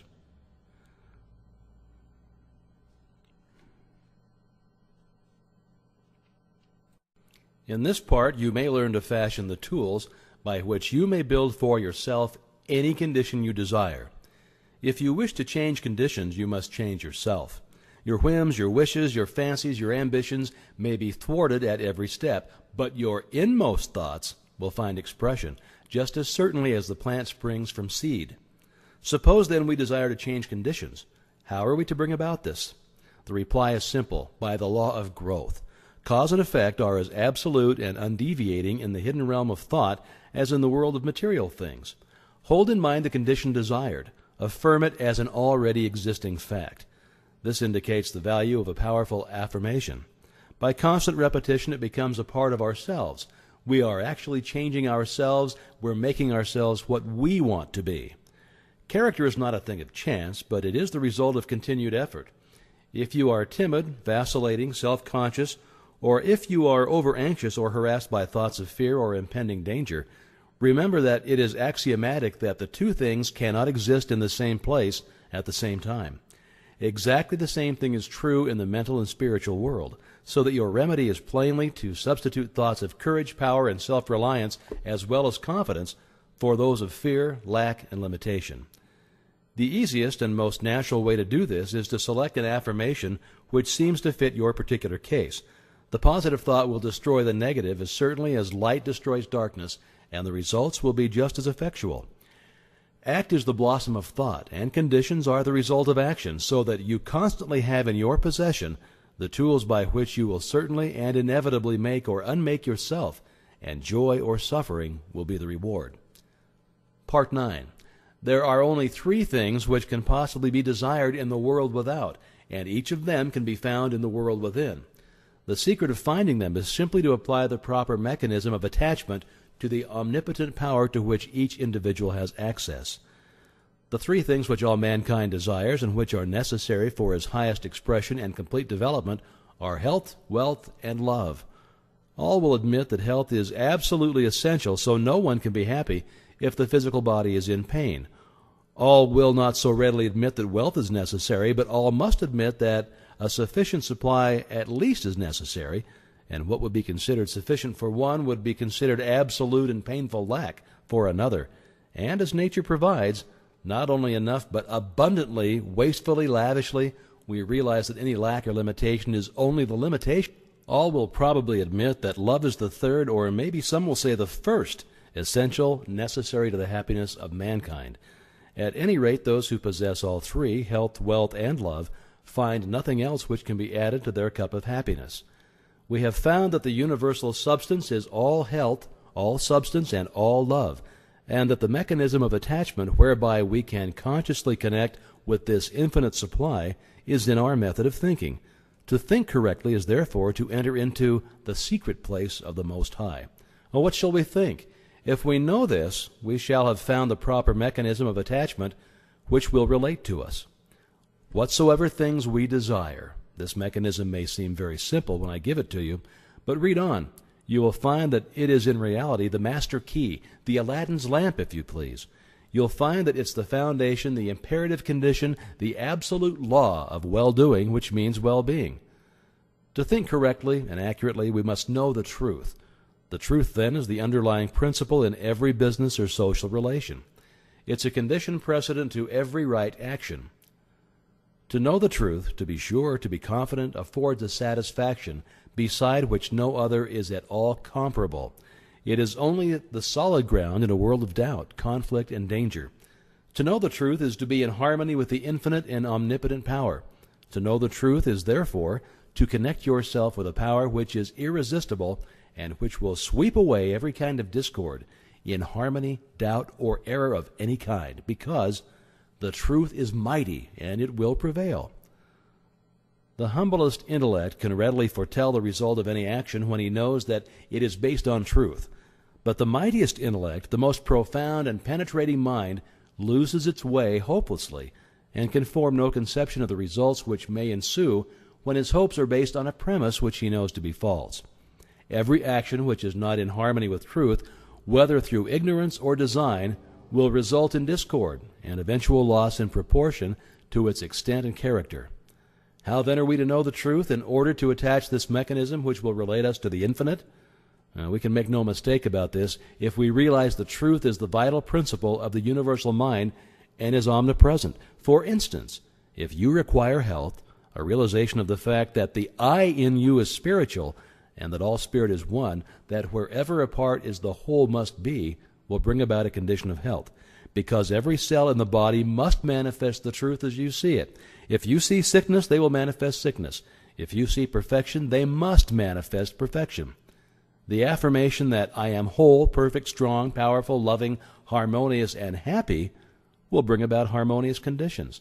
The reason for this is because the affirmation is in strict accordance with the truth. And when truth appears, every form of error or discord must necessarily disappear. Now, you found that the I is spiritual. It must be necessarily, then always be no less than perfect. The affirmation, I am whole, perfect, strong, powerful, loving, harmonious, and happy, is therefore an exact scientific statement. Thought is a spiritual activity, and spirit is creative. Therefore, the result of holding this thought in mind must necessarily bring about conditions in harmony with the thought. If you require wealth, a realization of the fact that the I in you is one with the universal mind, which is all substance and is omnipotent, will assist you in bringing into operation the law of attraction, which will bring you into vibration with those forces which make for success and bring about conditions of power and affluence in direct proportion with the character and purpose of your affirmation. Visualization is the mechanism of the attachment which you require. Visualization is a very different process from seeing. Seeing is physical, and it's therefore related to the objective world, the world without.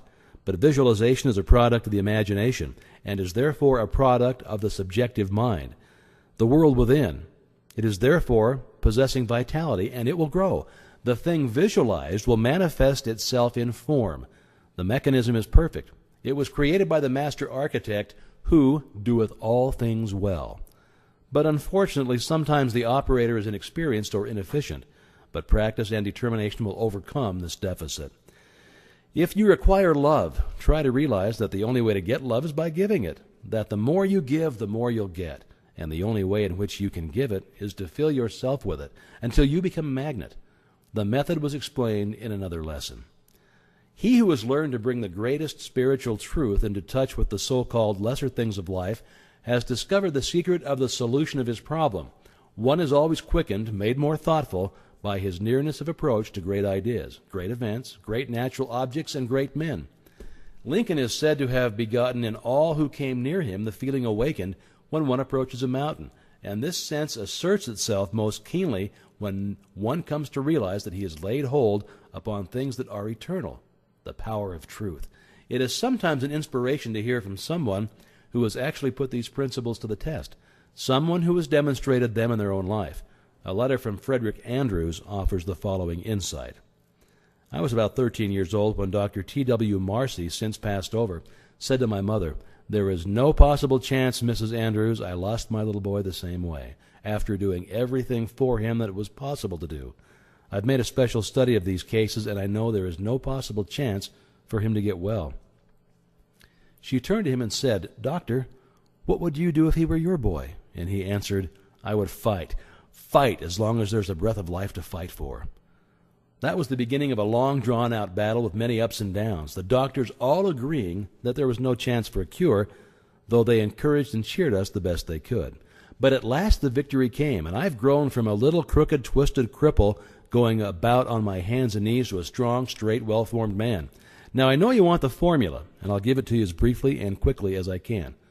I build up an affirmation for myself, taking the qualities I most needed and affirming for myself over and over. I am whole, perfect, strong, powerful, loving, harmonious, and happy.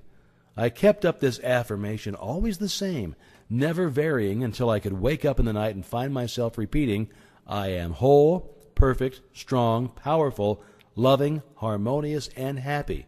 It was the last thing on my lips at night and the first thing in the morning. Not only did I affirm it for myself, but I affirmed it for others that I knew needed it. I want to emphasize this point. Whatever you desire for yourself, affirm it for others, and it will help you both. We reap what we sow. If we send out thoughts of love and health, they return to us like bread cast upon the waters. But if we send out thoughts of fear, worry, jealousy, anger, hate, etc., we're going to reap the results in our own lives. It used to be said that man is completely built over every 7 years. But some scientists now declare that we build ourselves over entirely every 11 months, so we are really only 11 months old. If we build the defects back into our body year after year, we have no one to blame but ourselves. So man is the sum total of his own thoughts. So the question is, how are we going to entertain only the good thoughts and reject the evil ones? At first we can't keep the evil thoughts from coming, but we can keep from entertaining them. The only way to do this is to forget them, which means get something for them. This is where the ready-made affirmation comes into play. When a thought of anger, jealousy, fear, or worry creeps in, just start your affirmation going. The way to fight darkness is with light. The way to fight cold is with heat. The way to overcome evil is with good. For myself, I never could find any help in denials. Affirm the good and the bad will vanish. Signed, Frederick Elias Andrews. If there's anything you require, it will be well for you to make use of this affirmation. It cannot be improved upon. Use it just as it is. Take it into the silence with you until it sinks into your subconsciousness. That way you can use it anywhere, in your car, in the office, at home. This is the advantage of spiritual methods. They are always available. Spirit is omnipresent, ever ready, and all that is required is a proper recognition of its omnipotence and a willingness or desire to become the recipient of its beneficent efforts. If our predominant mental attitude is one of power, courage, kindliness, and sympathy, we shall find that our environment will reject conditions in correspondence with these thoughts. If it is weak, critical, envious, and destructive, we shall find our environment reflecting conditions corresponding to these thoughts. Thoughts are causes and conditions are effects. Herein is the explanation of the origin of both good and evil. Thought is creative and will automatically correlate with its object. This is a cosmological law, a universal law. The law of attraction, the law of cause and effect, the recognition and application of this law will determine both beginning and end. It is by the law by which in all ages and in all times the people were led to believe in the power of prayer. As thy faith is, so be it unto thee. It's simply another shorter and better way of stating it. So this week, visualize a plant. Take a flower, the one you most admire. Bring it from the unseen into the seen. Plant the tiny seed, water it, care for it. Place it where it will get the direct rays of the morning sun. See the seed burst. It is now a living thing, something which is alive and beginning to search for the means of substance. See the roots penetrating the earth. Watch them shoot out in all directions. And remember that they are living cells, dividing and subdividing, and that they will soon number millions, that each cell is intelligent, that it knows what it wants and knows how to get it. See the stem shoot forward and upward. Watch it burst through the surface of the earth. See it divide and form branches. See how perfect and symmetrical each branch is formed. See the leaves begin to form, and then the tiny stems, each one holding aloft a bud. And as you watch, you see the bud begin to unfold, and your favorite flower comes to view. And now, if you will concentrate intently, you'll become conscious of a fragrance. It's the fragrance of the flower as the breeze gently sways the beautiful creation which you have just visualized. When you are enabled to make your decision and vision clear and complete, you'll be enabled to enter into the spirit of a thing. It will become very real to you. You will be learning to concentrate, and the process is the same whether you're concentrating on health, a favorite flower, an ideal, a complicated business proposition, or any other problem of life. And remember, every success has been accomplished by persistent concentration upon the object in view. If you get a thorough understanding, or the thought contained in Part 10, you will have learned that nothing happens without a definite cause. You will be enabled to formulate your plans in accordance with exact knowledge. You will then know how to control any situation by bringing adequate causes into play. When you win, as you will know exactly why. The ordinary man who has no definite knowledge of cause and effect is governed by his feelings or emotions. He thinks chiefly to justify his action. If he fails as a businessman, he says that luck is against him. If he dislikes music, he says that music is an expensive luxury. If he is a poor office man, he says that he could succeed better at some outdoor work. Or if he lacks friends, he says his individuality is too fine to be appreciated. He never thinks his problem through to the end. In short, he does not know that every effect is the result of a certain definite cause, but he seeks to console himself with explanations and excuses. He thinks only in self-defense. On the contrary, the man who understands that there is no effect without an adequate cause thinks impersonally. He gets down to bedrock facts regardless of consequences. He is free to follow the trail of truth wherever it may lead. He sees the issue clear to the end, and he meets the requirements fully and fairly, and the result is that the world gives him all that it has to give in friendship, honor, love, and approval. Part 10. Abundance is a natural law of the universe. The evidence of this law is conclusive. We see it on every hand. Everywhere nature is lavish, wasteful, extravagant. Nowhere is economy observed in any created thing. Profusion is manifested in everything. The millions and millions of trees and flowers and plants and animals and the vast scheme of reproduction, where the process of creating and recreating is forever going on, all indicates the lavishness with which nature has made provision for man. That there is an abundance for everyone is evident, but that many fail to participate in this abundance is also evident. They've not yet come into a realization of the universality of all substance, and that mind is the active principle whereby we are related to the things we desire. All wealth is the offspring of power. Possessions are of value only as they confer power. Events are significant only as they affect power. All things represent certain forms and degrees of power. Knowledge of cause and effect, as shown by the laws governing electricity, chemical affinity, and gravitation, enables man to plan courageously and execute fearlessly. These laws are called natural laws because they govern in the physical world, but all power is not physical power. There is also mental power, and there is moral and spiritual power. Spiritual power is superior because it exists on a higher plane. It has enabled man to discover the law by which these wonderful forces of nature could be harnessed and made to do the work of hundreds and thousands of men. It has enabled man to discover laws whereby time and space have been annihilated, and the law of gravitation to be overcome. The operation of this law is dependent upon every spiritual contact. As Henry Drummond well says, "In the physical world as we know it, there exists the organic and the inorganic. The ignorance of the mineral world is absolutely cut off from the plant or animal world. The passage is hermetically sealed. These barriers have never yet been crossed. No change of substance, no modification of environment, no chemistry, no electricity, no form of energy, no evolution of any kind can ever endow a single atom of the mineral world with the attribute of life. Only by the bending down into this dead world of some living form can those dead atoms be gifted with the properties of vitality. Without this contact with life, they remain fixed in the inorganic sphere forever." Huxley goes on to say that the doctrine of biogenesis, or life only from life, is victorious all along the line, and Tyndall is compelled to say, "I affirm that no shred of trustworthy evidence exists to prove that life in our day has ever appeared independent of antecedent life." Physical laws may explain the inorganic. Biology explains and accounts for the development of the organic, but of the point of contact science is silent. A similar passage exists between the natural world and the spiritual world. This passage is hermetically sealed on the natural side. The door is closed. No man can open it. No organic change, no mental energy, no moral effort, no progress of any kind can enable any human being to enter the spiritual world.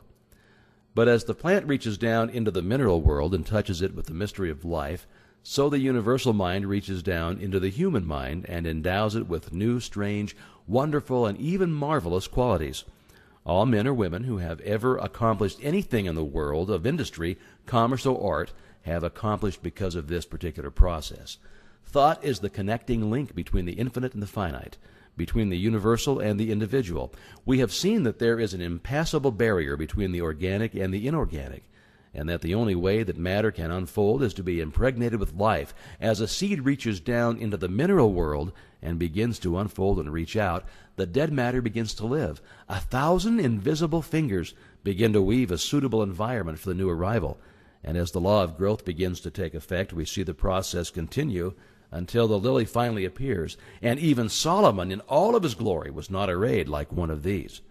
Even so, a thought is dropped into the invisible substance of the universal mind, that substance from which all things are created, and as it takes root, the law of growth begins to take effect, and we find that conditions and environment. The law is that thought is an active, vital form of dynamic energy, which has the power to correlate with its object and bring it out of the invisible substance from which all things are created into the visible or objective world. This is the law by which and through which all things come into manifestation. It is the master key by which you are admitted into the secret place of the Most High and are given dominion over all things. With an understanding of this law, you may decree a thing, and it shall be established unto thee. It could not be otherwise if the soul of the universe, as we know it, is the universal spirit. Then the universe is simply the condition which the universal spirit has made for itself.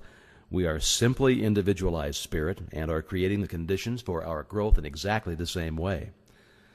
This creative power depends upon our recognition of the potential power of spirit or mind and must not be confused with evolution. Creation is the calling into existence of that which does not exist in the objective world.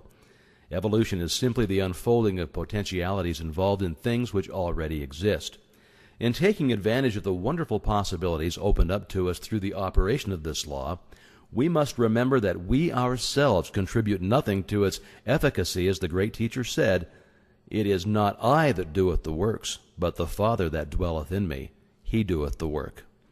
We must take exactly the same position that we can do nothing to assist in the manifestation.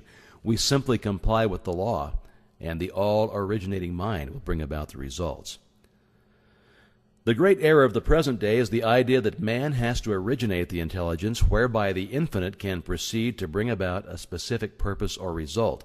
Nothing of this kind is necessary. The universal mind can be depended upon to find the ways and the means for bringing about any necessary manifestation. We must, however, create the ideal, and this ideal should be perfect. We know that the laws governing electricity have been formulated in such a way that this invisible power can be controlled and used for our benefit and comfort in thousands of ways. We know that messages are carried around the world, that ponderous machinery does its bidding, that it now illuminates practically the whole world. But we know, too, that if we consciously or ignorantly violate its law by touching a live wire when it is not properly insulated, the result is going to be unpleasant and possibly disastrous. A lack of understanding of the laws governing in the invisible world has the same result, and many are suffering the consequences all of the time.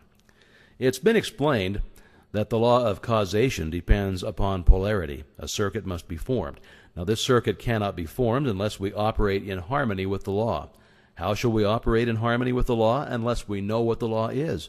How shall we know what the law is? It's simple, by study and by observation. We see the law in operation everywhere. All nature testifies to the operation of the law by silently, constantly expressing itself in the law of growth. Where there is growth, there must be life. Where there is life, there must be harmony, so that everything that has life is constantly attracting to itself the conditions and the supply which is necessary for its most complete expression. If your thought is in harmony with the creative principle of nature, it is in tune with the infinite mind, and it will form the circuit. It will not return you to void, but it is possible for you to think thoughts that are not in tune with the infinite, and when there is no polarity, the circuit is not formed. What then is the result? What is the result when a dynamo is generating electricity? The circuit is cut off and there is no outlet. The dynamo stops. It's exactly the same with you. If you entertain thoughts which are not in accordance with the infinite, and cannot therefore be polarized, there is no circuit. You are isolated. The thoughts cling to you, harass you, worry you, and finally bring about disease and possibly death. The physician may not diagnose the case exactly in this way. He may give it some fancy name which has been manufactured for the various ills which are the result of wrong thinking, but nevertheless the cause is just the same. Constructive thought must necessarily be creative, but creative thought must be harmonious, and this eliminates all destructive or competitive thought. Wisdom, strength, courage, and all harmonious conditions are the result of power, and we have seen that all power is from within. Likewise, every lack, limitation, or adverse circumstance is the result of weakness. And weakness is simply absence of power. It comes from nowhere. It is nothing. The remedy, then, is simply to develop power, and this is accomplished in exactly the same manner that all power is developed, by exercise. This exercise consists in making an application of your knowledge. Knowledge will not apply itself. You must make the application. Abundance will not come to you out of the sky, neither will it drop into your lap, but a conscious realization of the law of attraction and the intention to bring it into operation for a certain definite and specific purpose, and the will to carry out this purpose will bring about the materialization of your desires by a natural law of transference. If you're in business, it will increase and develop along regular channels. Possibly new or unusual channels of distribution are going to be opened, and when the law becomes fully operative, you will find that the things you seek are seeking you. This week, select a blank space on the wall or any other convenient spot from where you usually sit. Mentally draw a black horizontal line about 6 inches long and try to see the line as plainly as though it were painted on the wall. Now mentally draw 2 vertical lines connecting with this horizontal line at either end. Now draw another horizontal line connecting with the 2 vertical lines. Now you have a square. Try to see the square perfectly. When you can do so, draw a circle within the square. Now place a point in the center of the circle. Now draw the point toward you about 10 inches. Now you have a cone on a square base. You will remember that your work was all in black. Change it to white, to red, to yellow. If you can do this, you're making excellent progress, and you'll soon be enabled to concentrate on any problem you may have in mind. When any object or purpose is clearly held in thought, its precipitation in tangible and visible form is merely a question of time. Remember this, the vision always precedes and itself determines the realization. Your life is governed by law, by actual immutable principles that never vary. Law is in operation at all times in all places. Fixed laws underlie all human actions. For this reason, men who control giant industries are enabled to determine with absolute precision just what percentage of every 100,000 people will respond to any given set of conditions. It is well, however, to remember that while every effect is the result of a cause, the effect in turn becomes a cause which creates other effects, which in turn create still other causes, so that when you put the law of attraction into operation, you must remember that you are starting a train of causation for good, or otherwise which may have endless possibilities. We frequently hear it said, "A very distressing situation came into my life which could not have been the result of my thought, as I certainly never entertained any thought which could have such a result." We fail to remember that like attracts like in the mental world, and that the thought which we entertain brings to us certain friendships, companionships of a particular kind, and these in turn bring about conditions and environment which in turn are responsible for the conditions of which we complain. Here is part 11. Inductive reasoning is the process of the objective mind by which we compare a number of separate instances with one another until we see the common factor that gives rise to them all. Induction proceeds by a comparison of facts. It is this method of studying nature which has resulted in the discovery of a reign of law which has marked an epoch in human progress. It is the dividing line between superstition and intelligence. It has eliminated the elements of uncertainty and caprice from men's lives and substituted law, reason, and certitude. It is the watchman at the gate that we mentioned in a former lesson.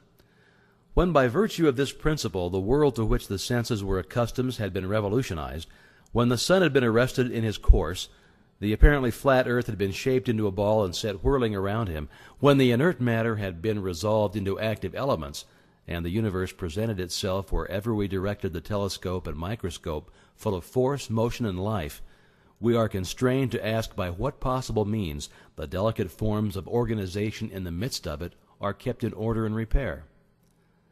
Like poles and like forces repel themselves or remain impenetrable to each other, and this cause seems in general sufficient to assign a proper place and distance to stars, men, and forces. As men of different virtues enter into partnerships, so do opposite poles attract each other, Elements that have no property in common, like acids and gases, cling to each other in preference, and a general exchange is kept up between the surplus and the demand. As the eye seeks and receives satisfaction from colors complementary to those which are given, so does need, want, and desire in the largest sense induce, guide, and determine action. It is our privilege to become conscious of the principle and act in accordance with it. Cuvier sees a tooth belonging to an extinct race of animals. This tooth wants a body for the performance of its function, and it defines the peculiar body it stands in need of with such precision that Cuvier is able to reconstruct the frame of this animal. Perturbations are also observed in the motion of Uranus. Leverrier needs another star at a certain place to keep the solar system in order, and Neptune appears in the place and hour appointed. The instinctive wants of the animal and the intellectual wants of Cuvier, the wants of nature and of the mind of Leverrier, were alike, and thus the results hear the thoughts of an existence. There is an existence. A well-defined lawful want, therefore, furnishes the reason for the more complex operations of nature. Having recorded correctly the answers furnished by nature and stretched our senses with the growing science over her surface, having joined hands with the levers that move the earth, we become conscious of such a close, varied, and deep contact with the world without, that our wants and purposes become no less identified with the harmonious operations of this vast organization than the life, liberty, and happiness of the citizen is identified with the existence of his government. As the interests of the individual are protected by the arms of the country, added to his own, and his needs may depend upon certain supply in the degree that they are felt more universally and steadily, in the same manner does conscious citizenship in the Republic of Nature secure us from the annoyances of subordinate agents by alliance with superior powers, and by appeal to the fundamental laws of resistance or inducement offered to mechanical or chemical agents, distribute the labor to be performed between them and man to the best advantage of the inventor. If Plato could have witnessed the pictures executed by the sun with the assistance of the photographer, or 100 similar illustrations of what man does by induction, he would perhaps have been reminded of the intellectual midwifery of his master, and in his own mind might have arisen the vision of a land where all manual, mechanical labor and repetition is assigned to the power of nature, where our wants are satisfied by purely mental operations set in motion by the will, and where the supply is created by the demand. However distant that land may appear, induction has taught men to make strides toward it, and has surrounded him with benefits which are, at the same time, rewards for past fidelity and incentives for more assiduous devotion. It is also an aid in concentrating and strengthening our faculties for the remaining part, giving unerring solution for individual as well as universal problems by the mere operations of mind in the very purest form. Now here we find a method, the spirit of which is to believe that what is sought has been accomplished in order to accomplish it, a method bequeathed upon us by the same Plato who, outside of this sphere, could never find how the ideas became realities. This conception is also elaborated by Swedenborg in his doctrine of correspondences, and still a greater teacher has said, "What things soever ye desire when ye pray, believe that ye will receive them, and ye shall have them." That's from Mark 11, verse 24. The difference of the tenses in this passage is remarkable. We are first to believe that our desire has already been fulfilled. Its accomplishment will then follow. This is a concise direction for making use of the creative power of thought by impressing on the universal subjective mind the particular thing which we desire as an already existing fact. We are thus thinking on the plane of the absolute and eliminating all consideration of conditions or limitations, and are planting a seed which, if left undisturbed, will finally germinate into external fruition. To review, inductive reasoning is the process of the objective mind by which we compare a number of separate instances with one another until we see the common factor that gives rise to them all. We see people in every civilized country on the globe securing results by some process which they do not seem to understand themselves, and to which they usually attach more or less mystery. Our reason is given to us for the purpose of ascertaining the law by which these results are accomplished. The operation of this thought process is seen in those fortunate natures that possess everything that others must acquire by toil, who never have a struggle with conscience because they always act correctly and can never conduct themselves otherwise than with tact, learn everything easily, complete everything they begin with a happy knack, live in eternal harmony with themselves without ever reflecting much what they do or ever experiencing difficulty or toil. The fruit of this thought is, as it were, a gift of the gods, but a gift which few as yet realize, appreciate, or understand. The recognition of the marvelous power which is possessed by the mind under proper conditions, and the fact that this power can be utilized, directed, and made available for the solution of every human problem is of transcendental importance. All truth is the same, whether stated in modern scientific terms or in the language of apostolic times.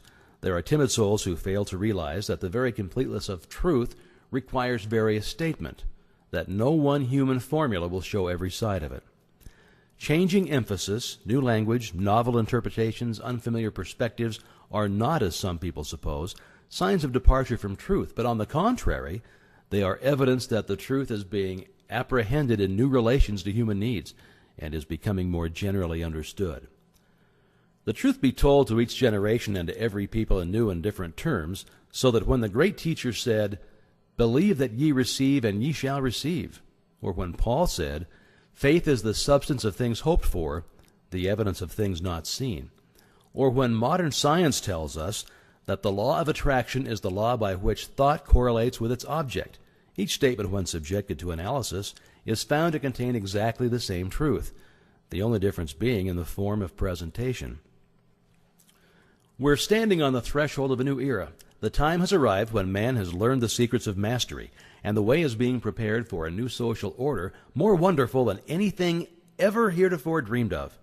The conflict of modern science with theology, the study of comparative religions, the tremendous power of new social movements, all of these are but clearing the way for the new order. They may have destroyed traditional forms which have become antiquated and impotent, but nothing of value has been lost.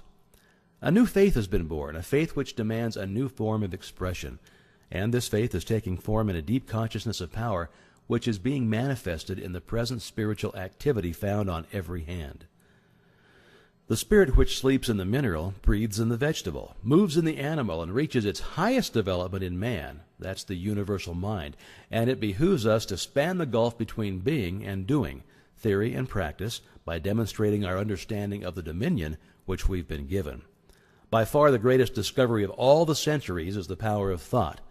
The importance of this discovery has been a little slow in reaching the general consciousness, but now it has arrived, and it's already in every field of research. The importance of this greatest of all great discoveries is being demonstrated. You ask, in what does the creative power of thought consist? It consists in creating ideas, and these in turn objectify themselves by appropriating, inventing, observing, discerning, discovering, analyzing, ruling, governing, combining, and applying matter and force. It can do this because it is an intelligent creative power. Thought reaches its loftiest activity when plunged into its own mysterious depth, when it breaks through the narrow compass of self and passes from truth to the region of eternal light, where all which is, was, or ever will be, melt into one grand harmony. From this process of self-contemplation comes inspiration, which is creative intelligence, and which is undeniably superior to every element, force, or law of nature, because it can understand, modify, govern, and apply them to its own ends and purposes, and therefore possess them. Wisdom begins with the dawn of reason, and reason is but an understanding of the knowledge and principles whereby we may know the true meaning of things. Wisdom, then, is illuminated reason, and this wisdom leads to humility, for humility is a large part of wisdom. We all know many who have achieved the seemingly impossible, who have realized lifelong dreams, who have changed everything, including themselves. We have sometimes marveled at the demonstration of an apparently irresistible power, which seemed to be ever available just when it was most needed. But it is all clear now. All that is required is an understanding of certain definite fundamental principles and their proper application. For your exercise this week, concentrate on the quotation taken from the Bible. "Whatsoever things ye desire, when ye pray, believe that ye receive them, and ye shall have them." Notice there is no limitation. Whatsoever things is very definite, and implies that the only limitation which is placed upon us is our ability to think, to be equal to the occasion, to rise to the emergency, to remember that faith is not a shadow, but a substance, the substance of things hoped for, the evidence of things not seen. Death is but the natural process whereby all material forms are thrown into the crucible for reproduction in fresh diversity. Part 12 is enclosed herewith. In the 4th paragraph, you'll find the following statement. You must first have the knowledge of your power, second, the courage to dare, third, the faith to do. If you concentrate upon the thoughts given, if you give them your entire attention, you'll find a world of meaning in each sentence, and will attract to yourself other thoughts in harmony with them, and you will soon grasp the full significance of the vital knowledge upon which you are concentrating. Knowledge does not apply itself. We as individuals must make the application, and the application consists in fertilizing the thought with a living purpose. The time and thought which most persons waste in aimless effort would accomplish wonders if properly directed with some special object in view. In order to do this, it is necessary to center your mental force upon a scientific thought and hold it there to the exclusion of all other thoughts. If you've ever looked through the viewfinder of a camera, you found that when the object was not in focus, the impression was indistinct and possibly blurred. But when the proper focus was obtained, the picture was clear and distinct. This illustrates the power of concentration. Unless you can concentrate upon the object which you have in view, you will have but a hazy, indifferent, vague, indistinct, and blurred outline of your ideal, and the results will be in accordance with your mental picture. So now, Part 12. There is no purpose in life that cannot be best accomplished through a scientific understanding of the creative power of thought. This power to think is common to all. Man is because he thinks. Man's power to think is infinite. Consequently, his creative power is unlimited. We know that thought is building for us the thing we think of and actually bringing it nearer, yet we find it difficult to banish fear, anxiety, or discouragement, all of which are powerful thought forces, and which continually send the things we desire further away, so that it's often one step forward and 2 steps back. The only way to keep from going backward is to keep going forward. Eternal vigilance is the price of success. There are 3 steps, and each one is absolutely essential. You must first have the knowledge of your power, second, the courage to dare, third, the faith to do. With this as a basis, you can construct an ideal business, an ideal home, ideal friends, and an ideal environment. You're not restricted as to material or cost. Thought is omnipotent and has the power to draw on the infinite bank of primary substance for all that it requires. Infinite resources are therefore at your command. But your ideal must be sharp, clear-cut, and definite. To have one ideal today, another tomorrow, and a third next week means to scatter your forces and accomplish nothing. Your result will be a meaningless and chaotic combination of wasted material. Unfortunately, this is the result which many are securing, and the cause itself is evident. If a sculptor started out with a piece of marble and a chisel and changed his ideal every 15 minutes, what result could he expect? And why should you expect any different result in molding the greatest and most plastic of all substances, the only real substance? The result of this indecision and negative thought is often found in the loss of material wealth. Supposed independence, which required many years of toil and effort, suddenly disappears. It is often found then that money and property are not independence at all. On the contrary, the only independence is found to be a practical working knowledge of the creative power of thought. This practical working method cannot come to you until you learn that the only real power which you can have is the power to adjust yourself to divine and unchangeable principles. You can't change the infinite, but you can come into an understanding of natural laws. The reward of this understanding is a conscious realization of your ability to adjust your thought faculties with the universal thought which is omnipresent. Your ability to cooperate with this omnipotence will indicate the degree of success with which you meet. The power of thought has many counterfeits, which are more or less fascinating, but the results are harmful instead of helpful. Of course, worry, fear, and all negative thoughts produce a crop after their kind. Those who harbor thoughts of this kind must inevitably reap what they have sown. Again, there are the phenomena seekers who gormandize on the so-called proofs and demonstration obtained at materializing seances. They throw open their mental doors and soak themselves in the most poisonous currents which can be found in the psychic world. They don't seem to understand that it is the ability to become negative, receptive, and passive, and thus drain themselves of all their vital force, which enables them to bring about these vibratory thought forms. There are also the Hindu worshippers who see in the materializing phenomena which are performed by the so-called adepts a source of power, forgetting or never seeming to realize that as soon as the will is withdrawn, the forms wither, and the vibratory forces of which they are composed vanish. Telepathy or thought transference has received considerable attention, but as it requires a negative mental state on the part of the receiver, the practice can be harmful. A thought may be sent with the intention of hearing or seeing, but it will bring the penalty attached to the inversion of the principle involved. In many instances, hypnotism is positively dangerous to the subject as well as the operator. No one familiar with the laws governing in the mental world would think of attempting to dominate the will of another, for by so doing he will gradually, but surely, divest himself of his own power.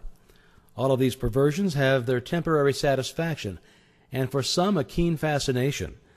But there is an infinitely greater fascination in a true understanding of the world of power within. A power which increases with use, is permanent instead of fleeing, which not only is potent as a remedial agency to bring about the remedy for past error or results of wrong thinking, but it's a prophylactic agency protecting us from all manner and form of danger, and finally is an actual creative force with which we can build new conditions and new environments. The law is that thought will correlate with its object and bring forth in the material world the correspondence of the thing thought or produced in the mental world. We then discern the absolute necessity of seeing that every thought has the inherent germ of truth, in order that the law of growth will bring into manifestation good, for good alone can confer any permanent power. The principle which gives the thought the dynamic power to correlate with its object and therefore to master every adverse human experience is the law of attraction, which is another name for love. This is an eternal and fundamental principle, inherent in all things, in every system of philosophy, in every religion, and in every science. There is no getting away from the law of love. It is feeling that imparts vitality to thought. Feeling is desire, and desire is love. Thought impregnated with love becomes invincible. We find this truth emphasized wherever the power of thought is understood. The universal mind is not only intelligence, but it is substance, and this substance is the attractive force which brings electrons together by the law of attraction so that they form atoms. The atoms, in turn, are brought together by the same law and form molecules. Molecules take objective forms, and so we find that the law of love is the creative force behind every manifestation, not only of atoms, but of worlds, of the universe, of everything which the imagination can form any conception. It's the operation of this marvelous law of attraction which has caused men in all ages and all times to believe that there must be some personal being who responded to their petitions and their desires and manipulated events in order to comply with their requirements. It is the combination of thought and love which forms the irresistible force called the law of attraction. All natural laws are irresistible. The law of gravitation or electricity or any other law operates with mathematical exactitude. There is no variation. It is only the channel of distribution which may be imperfect. If a bridge falls, we do not attribute the collapse to any variation of the law of gravitation. If a light fails us, we do not conclude that the laws governing electricity cannot be depended upon. And if the law of attraction seems to be imperfectly demonstrated by an inexperienced or uninformed person, we're not to conclude that the greatest and most infallible law upon which the entire system of creation depends has been suspended. We should rather conclude that a little more understanding of the law is required, for the same reason that a correct solution of a difficult problem in mathematics is not always readily and easily obtained. Things are created in the mental or spiritual world before they appear in the outward act or event by the simple process of governing our thought forces today. We help create the events which will come into our lives in the future, perhaps even tomorrow. Educated desire is the most potent means of bringing into action the law of attraction. Man is so constituted that he must first create the tools or implements by which he gains the power to think. The mind cannot comprehend an entirely new idea until a corresponding vibratory brain cell has been prepared to receive it. This explains why it is so difficult for us to receive or appreciate an entirely new idea. We have no brain cell capable of receiving it. We are therefore incredulous. We do not believe it. If, therefore, you've not been familiar with the omnipotence of the law of attraction and the scientific method by which it can be put into operation, or if you've not been familiar with the unlimited possibilities which it opens to those who are enabled to take advantage of the resources it offers, begin now and create the necessary brain cells which will enable you to comprehend the unlimited powers which may be yours by cooperating with natural law. This is done by concentration or attention.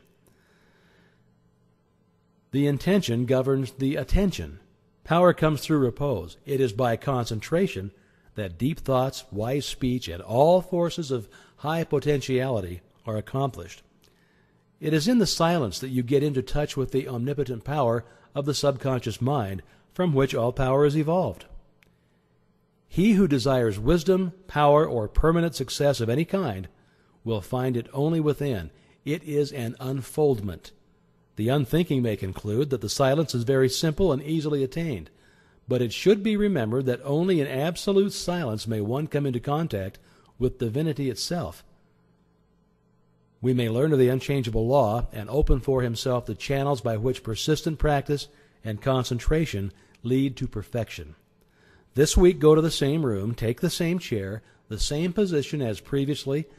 Be sure to relax. Let go, both mentally and physically. Always do this. Never try to do any mental work under pressure. See that there are no tense muscles or nerves, that you are entirely comfortable. Now realize your unity with omnipotence. Get into touch with this power. Come into a deep and vital understanding, appreciation, and realization of the fact that your ability to think is your ability to act upon the universal mind, and bring it into manifestation. Realize that it will meet any and every requirement, that you've exactly the same potential ability which any individual ever did have or ever will have, because each is but an expression or manifestation of the one. All are parts of the whole. There is no difference in kind or quality, the only difference being one of degree.